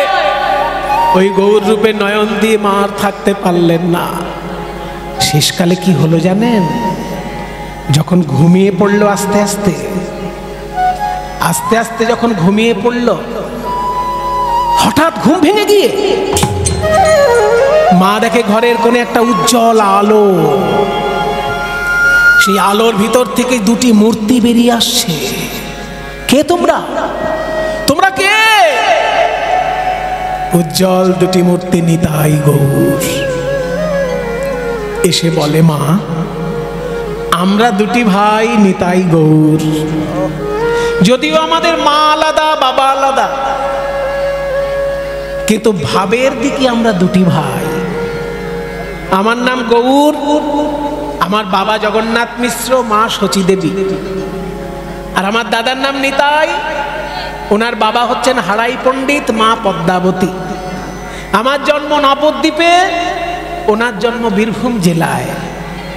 জন্ম আমাদের আলাদা, মা বাবা আমাদের আলাদা, তবু আমরা দুটি ভাই। কারণ আমাদের দুজনের লক্ষ্য এক, দুজনের সাধনা এক। এই জগৎবাসীকে আমরা গোলকের প্রেম ধনে পরিপূর্ণ করব বলে এসেছি মা, আমরা দুই ভাই। কিন্তু তোমরা তো ঠাকুর, তোমরা কথা বলছো কি করে আমার সঙ্গে? আমরা তোমার সঙ্গে কথা বলছি মা, কারণ তুমি যখন আমাদের আরতি দেখতে গিয়েছিলে তখন আমাদেরকে ছেলে বলে ডেকেছিলে। তুমি যখন আমাদের ছেলে ভেবেছো মা, তখন তখন থেকে আমরা তোমার ছেলে হয়ে গেছি। আমাকে তাহলে আমাদেরকে তুমি কথা দাও, তুমি নিজে রান্না করে খাওয়াবে আমাদেরকে রান্না করে খাওয়াবে। বলো, মা হয়েছে যখন একটু খাওয়াবে না? মাটির তলায় চেপেছিলাম, চাপা পড়েছিলাম কত বছর, অনেক খিদে আমাদের মা, তুমি একটু রান্না করে খাওয়াবে না? না না, আমি মানুষ, তোমরা ভগবান। আবার তখন থেকে শুধু মানুষ ভগবান এইসব বলছে। আমরা তো বলছি তুমি আমাদের মা, বলো খাওয়াবে না? এই তোমার আঁচল ধরছি, বলো খাওয়াবে না? বলো খাওয়াবে না? কথা বলতে বলতে, কহিতে কহিতে কথা মায়ের অঞ্চল ছিন্ন হলো। কহিতে কহিতে মায়ের অঞ্চল ছিন্ন হলো। তৎক্ষণাৎ চন্দ্র শশীর নিদ্রা ভঙ্গ হলো। তখনই মায়ের আমার নিদ্রা ভঙ্গ হলো। ও, এতক্ষণ তাহলে আমি স্বপ্ন দেখছিলাম। তাই বলি, স্বপ্ন না হলে কি আর ঠাকুর আমার ছেলে হয়ে আমার সঙ্গে কথা বলবে? কত লোকই তো ঠাকুর দেখতে গিয়ে ঠাকুরের সম্পর্কে কত কি ভাবে। আমি ওই রকম ভেবেছি, এই নিতাই গৌর যদি আমার ছেলে হতো, আমাকে মা বলে ডাকতো, আমি কোলে বসিয়ে খাওয়াতাম, এসব ভেবেছি। আর স্বপ্নে এসে ওইগুলো দেখছি। স্বপ্ন আর কিছু না। ঠিক আছে, এখানে আমি বেশি দিন থাকবো না, কাল সকাল হলেই আমি বাড়ি চলে যাব। ঠিক আছে, ঘুম যখন ভেঙে গেল, মুখটুক ধুয়ে আসি। এই ভেবে যখনই ওই শাড়ির আঁচল দিয়ে মুখটা মুছতে গেছে, দেখে শাড়ির আঁচলের টুকরোটা ছেঁড়া। একি, আমার শাড়ির আঁচল ছেঁড়া কেন? তাহলে কি স্বপ্নে ঘুমের ঘরে আমি আঁচল ছিঁড়ে ফেলেছি? তা আঁচল যদি ছিঁড়বো, আঁচলের টুকরোটা গেল কোথায়? দেখে আঁচলের মাথাটাই নেই। বিছানার চারিপাশে দেখলেন, খাটের তলায় দেখলেন, কোথাও আঁচলের টুকরো পেলেন না। ভাবলেন অনেক পুরনো বাগান বাড়ি তো, সারা বছর কেউ থাকে না, আমরা আসলে তবেই থাকি, হয়তো ইঁদুর টিঁদুর খাটের তলায় ঘোরাঘুরি করেছে, আমার শাড়ির টুকরোটা হয়তো ওরাই কেউ নিয়ে চলে গেছে। এসব স্বপ্ন টপ্ন দেখেছি, ওই ফল। কালকে বাড়ি চলে যাব।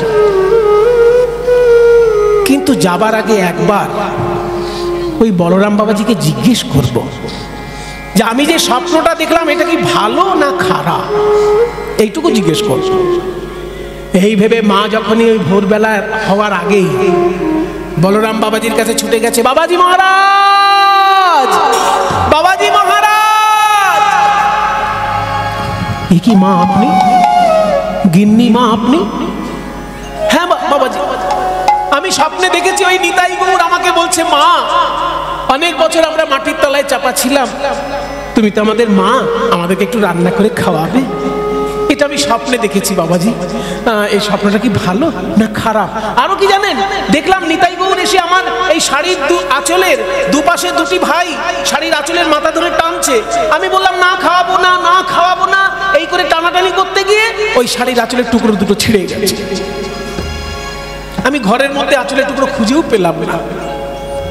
এরকম ভাবে শাড়ি ছেঁড়া ছিঁড়ি স্বপ্নের মধ্যে দেখলাম, এগুলো কি ভালো জিনিস না খারাপ জিনিস, সেটা একটু আপনি দয়া করে বলুন, আমার মনটা শান্তি পাচ্ছে।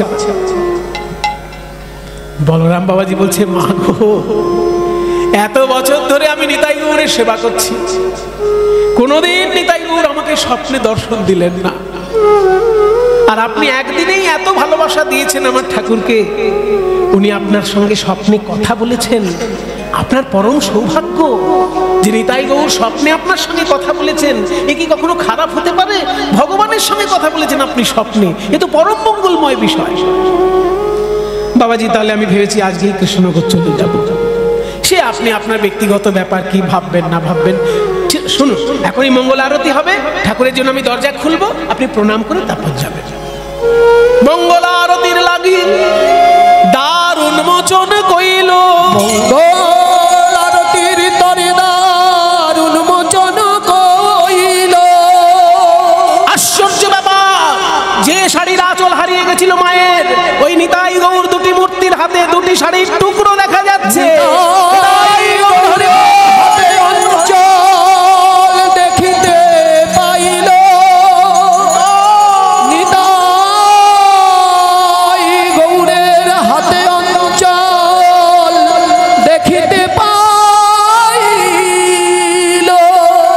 বলরাম বাবাজি বলে মা গো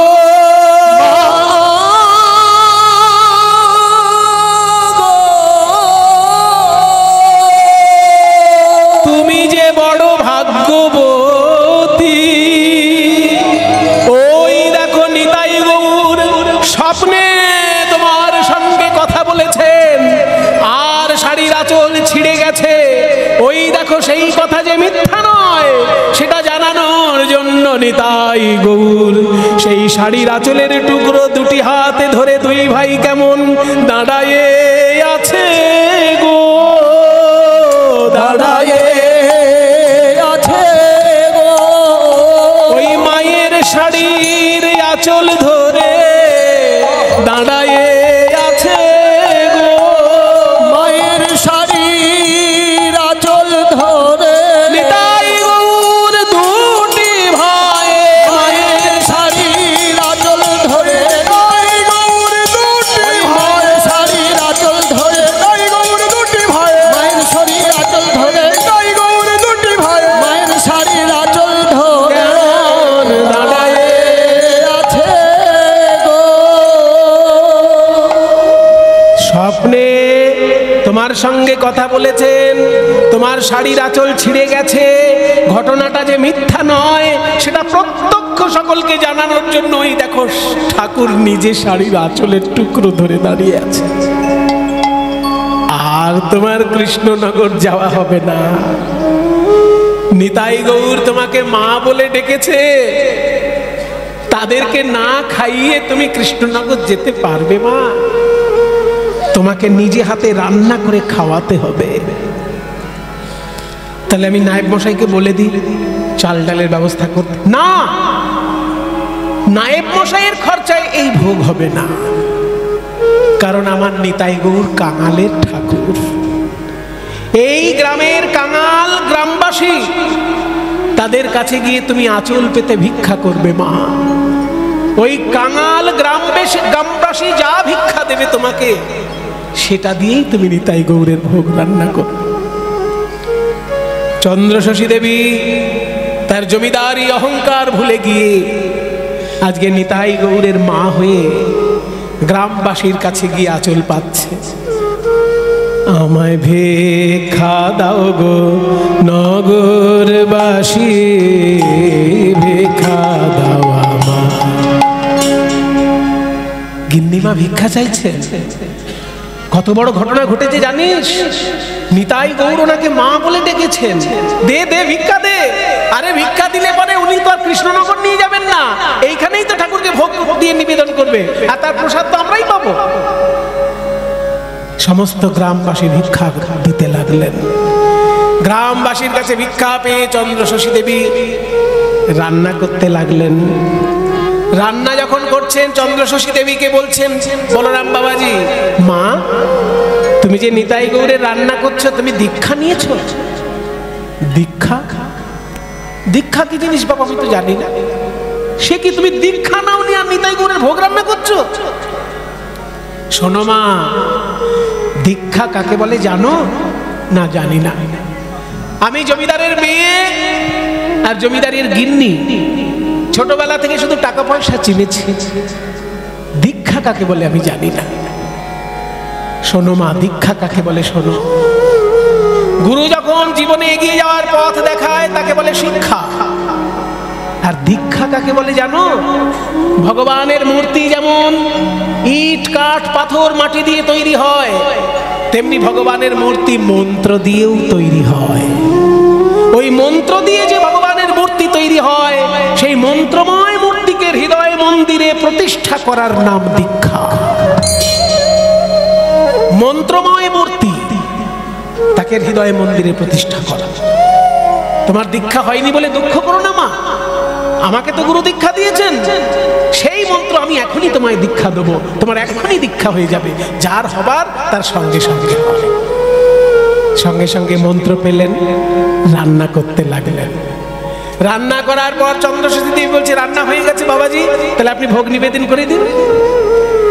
বাবাজি বলছে নিতাই গৌর তোমাকে মা বলে ডাকলো, ভিক্ষা করলে তুমি, রান্না করলে তুমি, আর ভোগ নিবেদন করবো আমি, ওটাও তোমাকেই করতে হবে। তুমি আজকে ভক্ত হিসেবে ভগবানকে সেবা দেবে না, তুমি আজকে মা হিসাবে নিতাই গৌরকে খাওয়াবে। যাও যাও, মন্দিরের ভিতরে যাও, নিতাই গৌরকে ছেলে হিসেবে ডাকো আর খাইয়ে দাও। আমরা বাইরে ভোগের কীর্তন গাইছি। গ্রামবাসী সবাই চলে এসেছে নাট মন্দিরে। ওই রে খোল নিয়ে আয়, দুটো নিয়ে আয়, দুটো, আর কর্তার 2 জোড়া নিয়ে আয়। আজকে ভোগ রাগ কীর্তন কর, ভিতরে মা ভোগ দেবেন নিতাই গৌরকে, আর আমরা বাইরে ভোগের গান গাইবো। ভোগ শেষ হলে আমরাও প্রসাদ পাবো। বাইরে নাট মন্দিরে কীর্তন শুরু হয়ে গেল, ভোগের কীর্তন। ভজপতি তো ধারণ শ্রী গৌর হরি, ভজপতি ধারণ শ্রী গৌর হরি, শ্রী গৌর হরি, নবদ্বীপ বিহারী, শ্রী গৌর হরি, নবদ্বীপ গৌর হরি, নবদ্বীপ বিহারী, গৌর হরি, গৌর হরি, নবদ্বীপ বিহারী, গৌর হরি, নবদ্বীপ বিহারী, হরে হরে দীন দয়াময় হিতকারী, হরে দীন দয়াময় হিতকারী, ভজরে ধারণ শ্রী গৌর হরি। শুনো শুনো মহাপ্রভু কর অবধান, শুনো শুনো মহাপ্রভু কর অবধান, ভোগ মন্দিরে প্রভু কর পয়ান, হরে হরে ভোগ মন্দিরে প্রভু কর পয়ান, ভজপতি ধারণ শ্রী গৌর হরি। নাট মন্দিরে গ্রামবাসী কীর্তন গাইছে ভোগের গান, আর গর্ভ মন্দিরে মানে যেখানে বিগ্রহ বিরাজ করছেন সেই মন্দিরে চন্দ্র শিশি দেবী বলছেন নিমাই, নিতাই, ওরে গৌর, তোরা যখন আমাকে মা বলে ডেকেছিস, তাহলে মায়ের দুর্বলতাও তো তোরা জানিস। আমি কোনো মন্ত্র জানি না বাবা, একটু আগে আমার গুরু দীক্ষা হয়েছে, কোনো মন্ত্রই আমি জানি না বাবা। এই যে তোদের জন্য আমি হাত পুড়িয়ে রান্না করেছি, আয় বাবা, আয় নিতাই, আয় গৌর, এই দুঃখিনী মায়ের কাছে এসে একটু ভোগ খেয়ে নে বাবা। আমার রান্না করা এই অন্ন ব্যঞ্জন একটু খেয়ে নে বাবা। আয় না রে বাপ নিতাই গৌর, মায়ের কোলে আয়,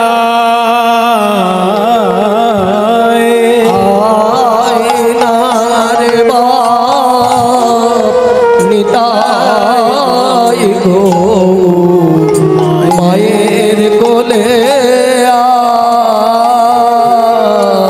মায়ের একটা উলুধ্বনি দাও। আয় না রে বাপ তাই গো মায়ের কোলে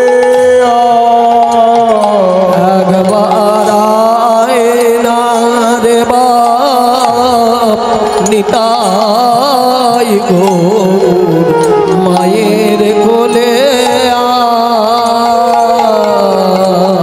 তোদের তরে কতই প্রসাদ, এর লাগি কতই প্রসাদ, এর তরে কত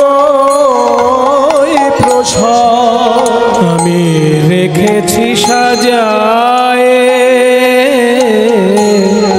আয় আয় বাপ নিতাই গৌর, মায়ের কোলে আয়। আয় না রে বাপ নিতাই গৌর,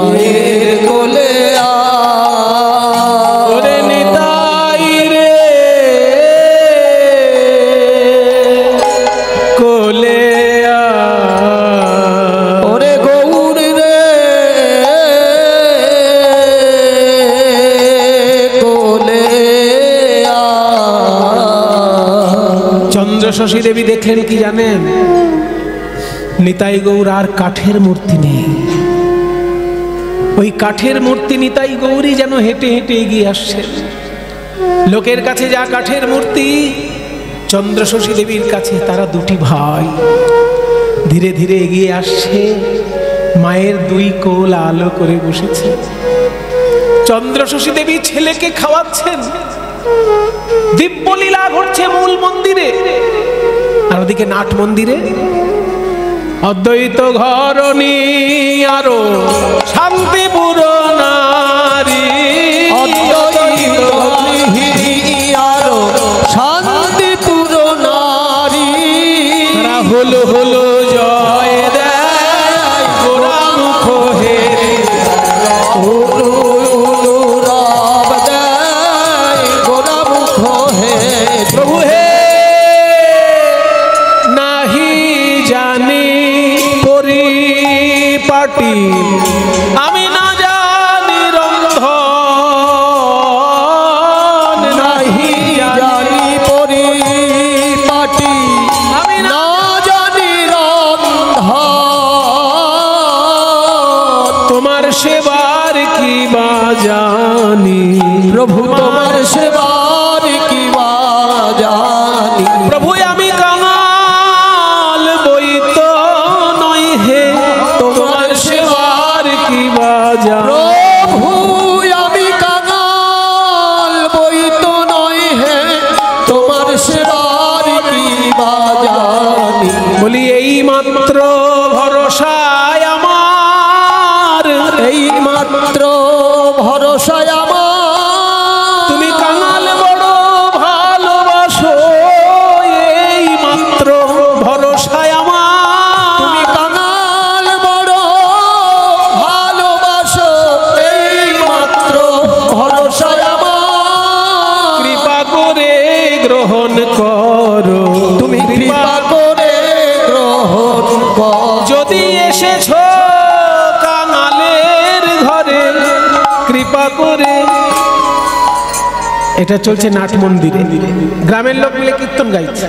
আর মূল মন্দিরে আয় না রে বাপ নিতাই গো, মায়ের কোলে আয়, আয় না রে বাপ নিতাই মা গো খেতে দাও, মা গো খেতে দাও। ওরে নিতাই রে খেয়ে যা, মা গো খেতে দাও। ওরে গৌর রে। দুই কোলে দুটি ভাই বসে খাচ্ছে। খেতে খেতে বলছে, মা আমরা পায়েস খুব ভালোবাসি, পায়েস বানিয়েছো তো? হ্যাঁ বাবা, এই তো পায়েস। তবে এই যে শুধু দুধের চালের পায়েস তা নয়, আমার স্নেহ দিয়েও তো পায়েস আছে বাবা। স্নেহের পায়েস দিব রে তোরে, তাতে মমতার মধু মিশায়ে। আমি স্নেহের পায়েস দেব রে তোদের, তাতে মমতার মধু মিশায়ে। আমি খাওয়াবো রে তোদের কোলে বসায়ে, আমি খাওয়াবো রে তোদের কোলে বসায়ে। শুধু মা মা বলে আয়, কোলে আয়, একবার আয় না রে বাপ নিতাই গো, মায়ের কোলে আয়। ওরে নিতাই রে খেয়ে যা, মা গো খেতে দাও। নানা রকম রান্না মা নিজে হাতে রান্না করে খাওয়াচ্ছে। নিতাই গৌর খেতে খেতে হঠাৎ খাওয়া বন্ধ করে দিলেন, আর খাবো না, আর খাবো না। কেন খাবি না বাবা, পেট ভরে গেছে? না, পেট ভরেনি তবু খাবো না। উমা, পেট ভরেনি তবু খাবি না কেন? আগে তুমি কথা দাও একটা, আজকে যেমন রান্না করে খাওয়ালে কালকেও রান্না করে খাওয়াবে, তারপর বাকি খাবার খাবে। চন্দ্রশশী দেবী বললেন, বাবা এই কথা দেওয়া যায়? কালকে আবার রান্না করে খাওয়াতে হবে? হ্যাঁ মা, আমরা কিছুতেই শুনবো না। বলো তুমি কালকেও রান্না করে খাওয়াবে, তারপরে বাকি খাবার খাবো, নইলে পেট ভরে খাবো না।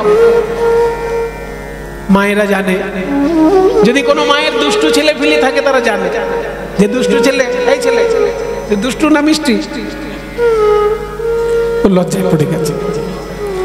দুষ্টু ছেলে আর মিষ্টি ছেলে কি? দুষ্টু ছেলেরা কি করে? যত অন্যায় আবদার এই খাবারের সময় করে, জানে যে আমি পেট ভরে না খেলে মায়ের কষ্ট হবে, ওই জন্য খাবারের সময় অন্যায় আবদারটা করে দেয়। নিতাই গৌর বলছে, মা আমি পেট ভরে খাবো না, যদি বলো আগে বলো যে কালকেও তুমি রান্না করে খাওয়াবে, তবে পেট ভরে খাবো। নিতাই গৌর বললে, ঠিক আছে বাবা, কথা দিলাম কালকেও খাওয়াবো, এবার খেয়ে নে। নিতাই রে খেয়ে যা মা গো খেতে দাও, ভোজনের অবশেষ কহিতে না পারি, ভোজনের অবশেষ কহিতে না পারি। এবার সুবর্ণ ভৃঙ্গারে দিল সুবাসিত বাড়ি, সুবর্ণ ভিঙ্গারে দিল সুবাসিত বাড়ি। ভোজ্ঞান শেষ। চন্দ্রশশী দেবীর নিতাই গৌরকে ছেলে হিসেবে খাওয়ানো সম্পূর্ণ। শ্রীকৃষ্ণ চৈতন্য প্রভু দাসের অনুদান, শ্রীকৃষ্ণ চৈতন্য প্রভু দাসের অনুদান, সেবায় অভিলাষ মাগে নরোত্তম দাস, হরে হরে সেবায় অভিলাষ মাগে নরোত্তম দাস। ভজপতি তরুধারণ শ্রী গৌর হরি, ভজপতি তরুধারণ শ্রী গৌর হরি। যা বলেছিলাম আনলাম নাচেরে অদ্বৈত, বলেছিলাম আনলাম নাচরে অদ্বৈত, যা বলেছিলাম আনলাম নাচেরে অদ্বৈত, বলেছিলাম আনলাম নাচরে অদ্বৈত, আমি গৌরে নে দেখাইলাম নাচেরে অদ্বৈত, গৌরে নে দেখাইলাম নাচরে অদ্বৈত, যা বলেছিলাম আনলাম নাচেরে অদ্বৈত।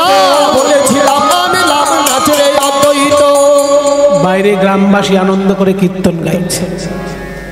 চন্দ্রশশী দেবীর যখন ভোগ দেওয়া হয়ে গেল, মা আমার মন্দির থেকে যখন বেরিয়ে আসছেন, গ্রামের লোক দেখে অবাক। নিতাই গৌরকে দেখে মনে হচ্ছে তারা সত্যিই যেন মায়ের কোলে বসে প্রসাদ গ্রহণ করেছে। গ্রামবাসী অবাক। কিন্তু পরের দিন আবার যখন চন্দ্রশশী দেবী ভিক্ষা করতে গেছেন, গ্রামবাসী দেখছে, এ কি রে বাবা, এ কি রে বাবা, আবার আজকে ভিক্ষা চাইছে, দে। কালকে যখন 1 কেজি দিয়েছে, কালকে 1 কেজি চাল দিয়েছি, আজকে 500 গ্রাম দেব, একটু কমিয়ে দেব। পরের দিন আবার ভিক্ষা করে মা আমার রান্না করে সেবা দিলেন। আবার নিতাই গৌর বলছে যে, মা বলো তুমি কালকেও সেবা দেবে, আবার কালকে, আবার পরের দিন মা আমার ভিক্ষা করে সেবা দিচ্ছেন। এই যখন একদিনের জায়গায় 2 দিন 3 দিন 4 দিন হয়ে গেল, নায়েব মশাই দেখলেন, এ কি রে বাবা, আমাদের গিন্নিমা পাগল হয়ে গেল না? এই গ্রামের লোকের কাছে রোজ রোজ ভিক্ষে করছে আর রান্না করে ঠাকুরকে সেবা দিচ্ছে। উনি না হয় নিতাই গৌরের মা হতে চলেছেন, কিন্তু আমার তো একটা মান সম্মান আছে, এখানে বেশি দিন থাকলে আমার মনে হয় মান সম্মান নিয়ে আর থাকা যাবে না। তাই গিন্নিমাকে না বলেই নায়েব মশাই আগে আগে কৃষ্ণনগর পালিয়ে গেলেন। আর এদিকে গ্রামবাসীর কি হলো, 1 দিন 2 দিন 5 দিন যখন রোজ রোজ মা ভিক্ষা করছেন আর ঠাকুরের ভোগ দিচ্ছেন, শেষকালে গ্রামবাসীর মুখে উল্টো পাল্টা কথা শোনা গেল। 1 মাসের মধ্যেই গ্রামবাসীর শ্রদ্ধা নষ্ট হয়ে গেল চন্দ্রশশী দেবীর উপর। গ্রামের রাস্তার মোড়ে মোড়ে যেখানে দুজন তিনজন এক জায়গায় হয়, গ্রামবাসীকে নিয়ে নিন্দা শুরু হয়ে যায়। ও কৃষ্ণদা, এদিকে আসুন। কালে কালে আর কতই না দেখবো আমাদের জমিদার গিন্নিমা, কি যেন নাম, চন্দ্র, হ্যাঁ, এই চন্দ্রশশী দেবী নিতাই গৌরকে দর্শন করেছেন, আর নিতাই গৌর চন্দ্রশশী দেবীকে মা মা। আরে আমাদের গ্রামে মেয়ে ছেলের অভাব আছে? আপনার বাড়ি মেয়ে ছেলে আছে? আমার বাড়ি মেয়ে ছেলে আছে, এদের বাড়িতে আছে আছে। গ্রামে মেয়ে ছেলের অভাব নেই। আর এক জমিদার গিন্নি একদিন এসে নিতাই গৌরকে দেখেছে, অমনি নিতাই গৌর মা মা। আসল ব্যাপার অন্য জায়গায় চলছে, বলবো? এই শুনুন, আমাকে আবার আপনারা খারাপ বলবেন না তো? তাহলে একটা গোপন কথা বলি, কাউকে বলবেন না তো? আসল ব্যাপারটা অন্য জায়গায়, বলবো? কোন জায়গায়? চন্দ্রশশী দেবী ওই বলরাম বাবাজিকে গুরু করেছে না? করেছে তো। গুরু করেছে কিনা? চন্দ্রশশী দেবী হলেন বেদবা, স্বামী মারা গেছে। মারা গেছে তো। আর ওই বলরাম বাবাজিও বউটও নেই, বিয়ে করেনি। তাহলে এবার বুঝতে পারছেন, বাইরে গুরু গুরু, বাইরে গুরু গুরু, আর ভিতরে কিছু বলবো? কিছু বলার দরকার নেই। এই অন্যায় আমাদের গ্রামে আমরা হতে দেব না। এই চন্দ্রশশী দেবীকে গ্রাম থেকে তাড়াতেই হবে, বলরাম বাবাজিকেও গ্রাম থেকে তাড়াতেই হবে। এই কথা 2 কান 5 কান হতে হতে যখনই চন্দ্রশশী দেবীর কানে এসে পৌঁছেছে, চন্দ্রশশী দেবী এসে নিতাই গৌরের চরণে আছাড় খেয়ে বললেন, নিতাই রে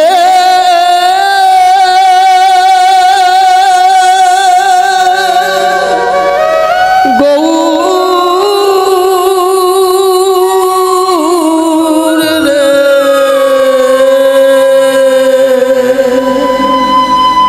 আমি যে তোদেরকে ছেলে বলে ডেকেছি বাবা, তোরাও তো আমাকে মা বলে ডেকেছিস। তুই আমার কোলে বসে খেয়েছিস, আর আমার গ্রামবাসী আমার গুরুদেব সম্পর্কে আমার সম্পর্ক জড়িয়ে নিয়ে কি কু কথা বলে বেড়াচ্ছে। আমি আমার স্বামী দেবতার আসনে ভগবানকে পর্যন্ত বসাতে পারিনি, আর আমি করব অন্যায় কাজ। এই গ্রামবাসী বুঝতে না পেরে আমার জীবনের কলঙ্ক নিয়ে কথা বলছে। নিতাই গৌর, তোরা আমাকে কেন মা বলে ডাকলে? চন্দ্রশশী দেবী দেখতে পাচ্ছেন নিতাই গৌরের কাঠের মূর্তি, কিন্তু নিতাই গৌরের 2 নয়ন থেকে জল পড়ছে। মা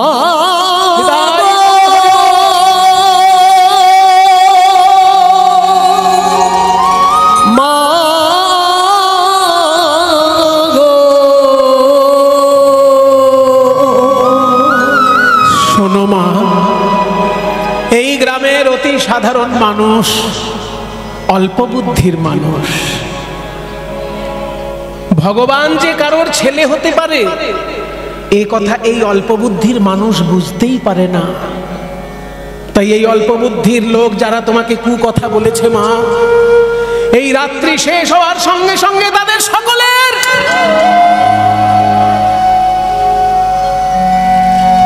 চন্দ্রশশী দেবে মুখে হাত চাপা দিলেন। তোরা না করুণা সিন্ধু অবতার, তোরা এসেছিস কলিজীবের কল্যাণ করার জন্য, কারোর অমঙ্গল চিন্তা করিস না বাবা, তোরা কাউকে অভিশাপ দিস না। নিতাই গৌর বলছে, শোনো মা, তাহলে তুমি আমাদের কথা শোনো। তুমি হলে এই গ্রামের জমিদার গিন্নি, এই গ্রামের সমস্ত জিনিসের উপর তোমার অধিকার আছে। কাজে এই গ্রামের মাটি খুঁড়ে যখন আমাদেরকে পাওয়া গেছে, আমাদের উপরেও তোমার পূর্ণ অধিকার আছে। তুমি এক কাজ করো মা, আমাদের 2 ভাইকে কোলে নিয়ে রাতের অন্ধকারে এই গ্রাম ছেড়ে আমাদের পূর্বজন্মের বাড়িতে নিয়ে চলো, আমাদের পূর্বজন্মের পাড়ায়। নিতাই গৌরের পূর্বজন্মের পাড়া কোনটা? গৌরাঙ্গের পূর্বজন্মে কৃষ্ণ আর নিতাই পূর্বজন্মে বলরাম। তাহলে কৃষ্ণ বলরাম যদি পূর্বজন্ম হয়, তাহলে বলতে চাইছেন আমাদেরকে বৃন্দাবনে নিয়ে চলো। নিতাই গৌরকে বৃন্দাবনে নিয়ে চললেন চন্দ্রশশী দেবী। রাতের অন্ধকারে সারা গ্রামের লোক ঘুমোচ্ছে, নিতাই গৌরকে কোলে নিয়ে চন্দ্রশশী দেবী ওই গ্রাম ছেড়ে চললেন বৃন্দাবন। মায়েরা, এখনো সেই নিতাই গৌর মধুময় বৃন্দাবনেই বিরাজ করছে। গঙ্গা যমুনা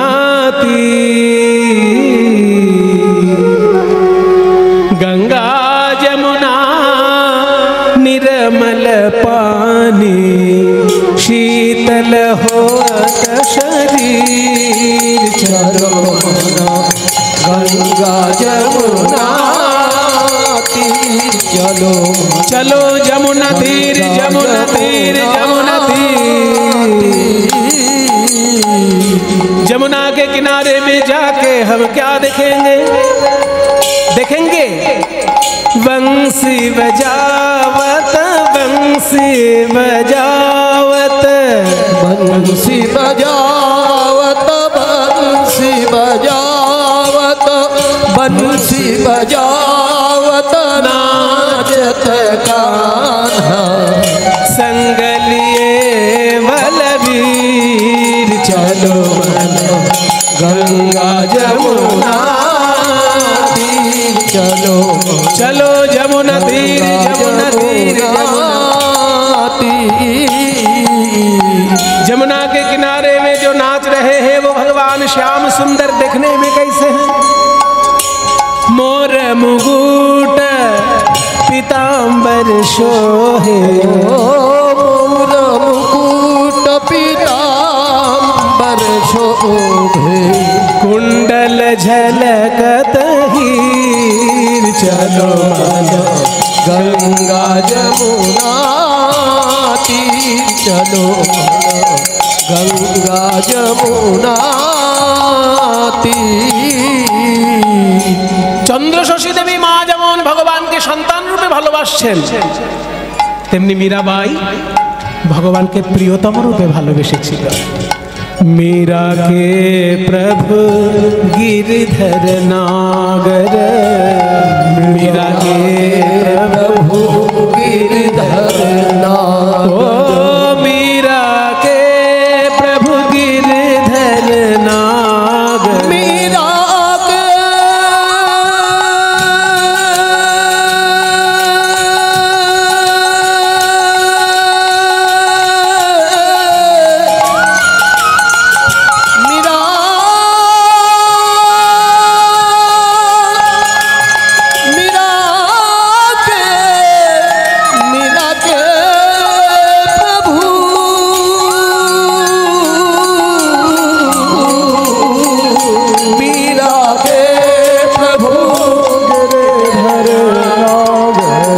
चरण कमल, उनके चरण कमल, चरण कमल पर शीर। चलो गंगा जमुना तीर चलो, जमुना तीर, जमुना तीर, जमुना, जमुना तीर, जमुना तीर, जमुना, जमुना तीर, जमुना तीर, जमुना। বৃন্দাবনে এসে চন্দ্রশশী দেবী কোথাও থাকার জন্য আশ্রয় পাচ্ছেন না। কি গো মায়েরা, দেখুন ভগবানকে ভালোবেসে কি অবস্থা। কৃষ্ণনগরের জমিদারি শেষ, এদিকে গ্রামবাসী ওই বদনাম দিয়েছে বলে গ্রাম ছেড়েও চলে এসেছে বৃন্দাবন। নিতাই গৌরকে কোলে নিয়ে সারা বৃন্দাবনে ঘুরছে, কোথাও থাকার জায়গা নেই।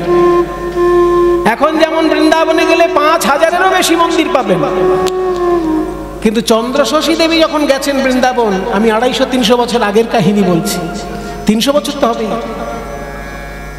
সেই সময় ব্রিটিশরা সবে আসছে ভারতে, সেই যুগে যখন সারা ভারতে তখন কোনো কোনো জায়গায় হিন্দু শাসন, কোনো কোনো জায়গায় মুসলমান শাসন, ব্রিটিশরা সবে আসছে এইরকম সময়, মুঘল পিরিয়ডের শেষের দিকটা। তো সেই সময় বৃন্দাবনে হাতে গোনা কয়েকটা মন্দির, আর যে কটা মন্দির আছে সেখানে শুধু পুরুষ বাবাজি থাকার অধিকার, মহিলাদের থাকার অধিকার নেই। তাই চন্দ্রশশী দেবী কোনো মন্দিরে থাকতে পাচ্ছেন না। শেষকালে গিয়ে দেখলেন ভিখারি পাড়ায়, যেখানে শুধু ভিখারিরা থাকে, সেখানে একদল ভিখারি, তার মধ্যে একটা কুড়ে ঘরে দুই ভিখারি বাস করছে। তাদের মধ্যে একজন পিসিমা আর একজন ভাইঝি।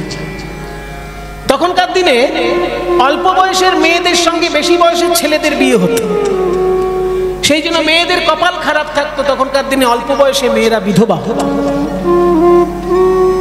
এই যে পিসিমা আর ভাইজি দুজন ভিখারি, দুজনেই বিধবা। পিসিমাও বিধবা আর তার সঙ্গী যে ভাইজি সেও বিধবা। ভিক্ষা করে আর পিসিমা ভাইজি মিলে একটা কুড়ে ঘরের মধ্যে থাকে। চন্দ্রশশী দেবী তাদের কাছে গিয়ে বললেন, ওই যে যিনি পিসিমা তাকে বলছেন, দিদি তোমাদের এই কুড়ে ঘরের মধ্যে আমাকে একটু থাকতে দেবে? পিসিমা বলছে যে, ও বাবা, তোমাকে দেখে তো মনে হচ্ছে তুমি খুব বড় ঘরের মেয়ে গা, তোমার চেহারা, কথাবার্তার ভাষা দেখে মনে হচ্ছে তো তুমি খুব বড় ঘরের মেয়ে। চন্দ্রশশী দেবী বলছে, এককালে ছিলাম, এখন আমি নিতাই গৌড়ের মা, এটাই আমার পরিচয়। এককালে আমি কৃষ্ণনগরের জমিদার গিন্নি ছিলাম, কিন্তু আজকে আমার একমাত্র পরিচয় আমি নিতাই গৌড়ের মা। কাঙাল চন্দ্রশশী দেবী আমার নাম। ঠিক আছে, নিতাই গৌরকে তুমি ছেলে করে যখন কাঙালিনী হয়েছো, তুমি আমাদের দিদি হলে। আমার ভাইজি তোমাকে পিসিমা বলে ডাকবে আর আমি তোমাকে দিদি বলে ডাকবো। তাহলে দিদি তোমরা যখন ভিক্ষায় যাবে আমাকেও ডেকো না, তোমাকে ভিক্ষা করতে নিয়ে যাব না। আমরা পিসিমা আর ভাইজি মিলে ভিক্ষা করতে যাব, তুমি ঘরে বসে রান্না করবে আর নিতাই গৌরকে ভোগ দেবে। সেই ভোগের প্রসাদ আমরা তিনজন মিলে একসঙ্গে পাবো। ওই যেহেতু পিসিমা আর ভাইজি দুজনের মধ্যে পিসিমাকে বোন বলে ডেকেছে, ওই জন্য চন্দ্রশশী দেবীকেও এই ভাইজি যে সে পিসিমা বলেই ডাকে। তখন থেকে চন্দ্রশশী দেবীর নিতাই গৌর আর কেউ বলে না, সবাই বলে পিসিমা আর নিতাই গৌর। কারণ দুজন ভিখারির মধ্যে একজন পিসিমা একজন ভাইজি, আর যিনি পিসিমা তাকেই চন্দ্রশশী দেবী বোন বলে ডেকেছে। তাই চন্দ্রশশীও তখন পিসিমাই হয়ে গেল। তাই নিতাই গৌরটাকে সারা বৃন্দাবনের লোক বলে পিসিমার নিতাই গৌর, চন্দ্রশশীর নিতাই গৌর কেউ বলে না। ওই পিসিমার নিতাই গৌর এত জাগ্রত ঠাকুর। একবার একজন ইংরেজ, তখন সব ইংরেজরা আসছে, তো একবার একজন ইংরেজ এসে বলছিল, এই বুড়ি, তোমার এই পালকিনের মধ্যে কি আছে? মানে নিতাই গৌরের একবার ইচ্ছা হয়েছিল বৃন্দাবনটা পালকি করে ঘুরবে। নিতাই গৌর স্বপ্ন দিয়ে বলেছিল, মা আমাদেরকে একটু বৃন্দাবনটা পালকি করে ঘুরাও না। তো চন্দ্রশশী দেবী ভিক্ষে করে পয়সা জোগাড় করে একটা পালকি ব্যবস্থা করে নিতাই গৌরকে পালকিতে বৃন্দাবন পরিক্রমা করাচ্ছে। আর একজন ইংরেজ এসে বলছে, এই বুড়ি, তোমার এই পালকিনের মধ্যে কি আছে? তখন চন্দ্রশশী দেবী বলছে, আমার পালকিতে আমার ছেলে আছে। ছেলে? হ্যাঁ, কাঠের পুতুল তোমার ছেলে? বলে, তোমার কাছে পুতুল, আমার কাছে ছেলে। ওদের কাঠের পুতুল বলো না, তোমার পালকিতে কি আছে আমি দেখবে। বলে, ইংরেজ তুমি দেখো না, তুমি যদি আশ্রয় নিয়ে দেখতে তাহলে তোমার পুণ্য হতো, কিন্তু তুমি গায়ের জোরে যদি দেখতে চাও তোমার ক্ষতি হবে। তোমার নিতাই গৌর আমার কি করিতে পারে? এই বলে ইংরেজ যখনই জোর করে পালকি থেকে পালকি খুলে পালকির পর্দা সরিয়ে যখনই নিতাই গৌরকে দেখতে গেল, কি হলো? সেই পালকির ভেতর থেকে এমন একটা জোরালো আলো বেরিয়ে এলো, ওই ইংরেজের দুটি চোখ সঙ্গে সঙ্গে অন্ধ হয়ে গেল। তখন থেকে সারা বৃন্দাবনের লোক চন্দ্রশশী দেবীকে দেখলেই প্রণাম করে, যে না, নিতাই গৌর এত জাগ্রত যে ইংরেজরা গায়ের জোরে দেখতে গেছিল ঠাকুর, যদি প্রণাম করে ভক্তি ভরে দেখতে যেত তাহলে ক্ষতি হতো, কিন্তু গায়ের জোরে দেখতে গেছে, তাই ইংরেজ অন্ধ হয়ে গেছে। তখন থেকে চন্দ্রশশী দেবীকে সবাই মানে। একজন মারোয়াড়ি সারা বৃন্দাবনে যত যত বড় বড় মন্দির আছে সব মন্দিরে ঠাকুরের গয়না দান করছে। রূপোর বাঁশি, রূপোর নুপুর, রূপোর হার সারা মন্দিরে মন্দিরে দান করছে। মারওয়াড়িকে স্বপ্ন দিলেন নিতাই গৌর যে আমি পিসিমার নিতাই গৌর বলছি, তুমি সব মন্দিরে ঠাকুরকে গয়না দিয়েছো, আমরা গরিব, আমার মা গরিব, আমার মা ভিখারির কুটির ঘরে থাকে, তা বলে আমাকে তুমি গয়না দেবে না? আমার জন্য তুমি রূপোর নুপুর বানিয়ে দাও। ওই মারওয়াড়িকে স্বপ্ন দিলেন নিতাই গৌর। পরের দিন মারওয়াড়ি পাগলের মতন ওই ভিখারি পল্লীতে গিয়ে খুঁজে বেড়াচ্ছে যে यहाँ पर पिसीमा का निताई गौर कहाँ है, पिसीमा का निताई गौर कहाँ है। মারওয়াড়ি পাগলের মতন করছে বলে সব ভিখারি দেখিয়ে দিল ওই যে ওই ঘরে এক জমিদার গিন্নি ছিলেন, এখন তিনি কাঙালিনী, তার ঠাকুরকে বলে পিসিমার নিতাই গৌর। মারওয়াড়ি গিয়ে ওই নিতাই গৌরের চরণে আছাড় খেয়ে পড়লেন যে ঠাকুর তুমি আমাকে স্বপ্ন দিয়েছো, আমার জীবন ধন্য হয়ে গেছে, সব বড় বড় মন্দিরে আমি গয়না দিয়েছি, কিন্তু তুমি আমাকে স্বপ্ন দিয়ে আমার কাছে চেয়ে নিয়েছো, আমার জীবন ধন্য। মারওয়াড়ি তখন রূপোর নুপুর তৈরি করে ওই নিতাই গৌরকে দান করেছিল। আর নিতাই গৌর কি করেছিল জানেন? চন্দ্রশশী দেবীকে বলেছিল, মা এই বৃন্দাবনে অনেক কাঙাল বৈষ্ণব আছে যারা অনেকদিন ভালো করে খায়নি, তুমি এই রূপোর নুপুরগুলো নিয়ে বিক্রি করে দাও, যে পয়সা হবে ওই পয়সায় তুমি কাঙাল বৈষ্ণবদের ভোগ সেবা দিয়ে দাও। ওই মারোয়াড়ির দেওয়া রূপোর নুপুর মা আবার বিক্রি করে দিলেন মথুরায়। যে পয়সা পেলেন সেই পয়সা দিয়ে বৃন্দাবনের সমস্ত কাঙাল বৈষ্ণবকে ডেকে সেবা দিয়ে দিয়েছিলেন। এমন মহিমা ওই নিতাই গৌরের। কোন জায়গায় আছে আমি বলে দেব, আপনারা কখনো বৃন্দাবনে গেলে অবশ্যই দর্শন করবেন, প্রণাম করবেন। একজন বৈষ্ণব এলো বৃন্দাবনে, তার নাম গোপীশ্বর। তার একটাই সংকল্প, এই বৃন্দাবনে তো এত জাগ্রত ঠাকুর আছে, কোন ঠাকুর যদি কথা বলা ঠাকুর হয় তবে সেই ঠাকুরকে আমি সেবা করব।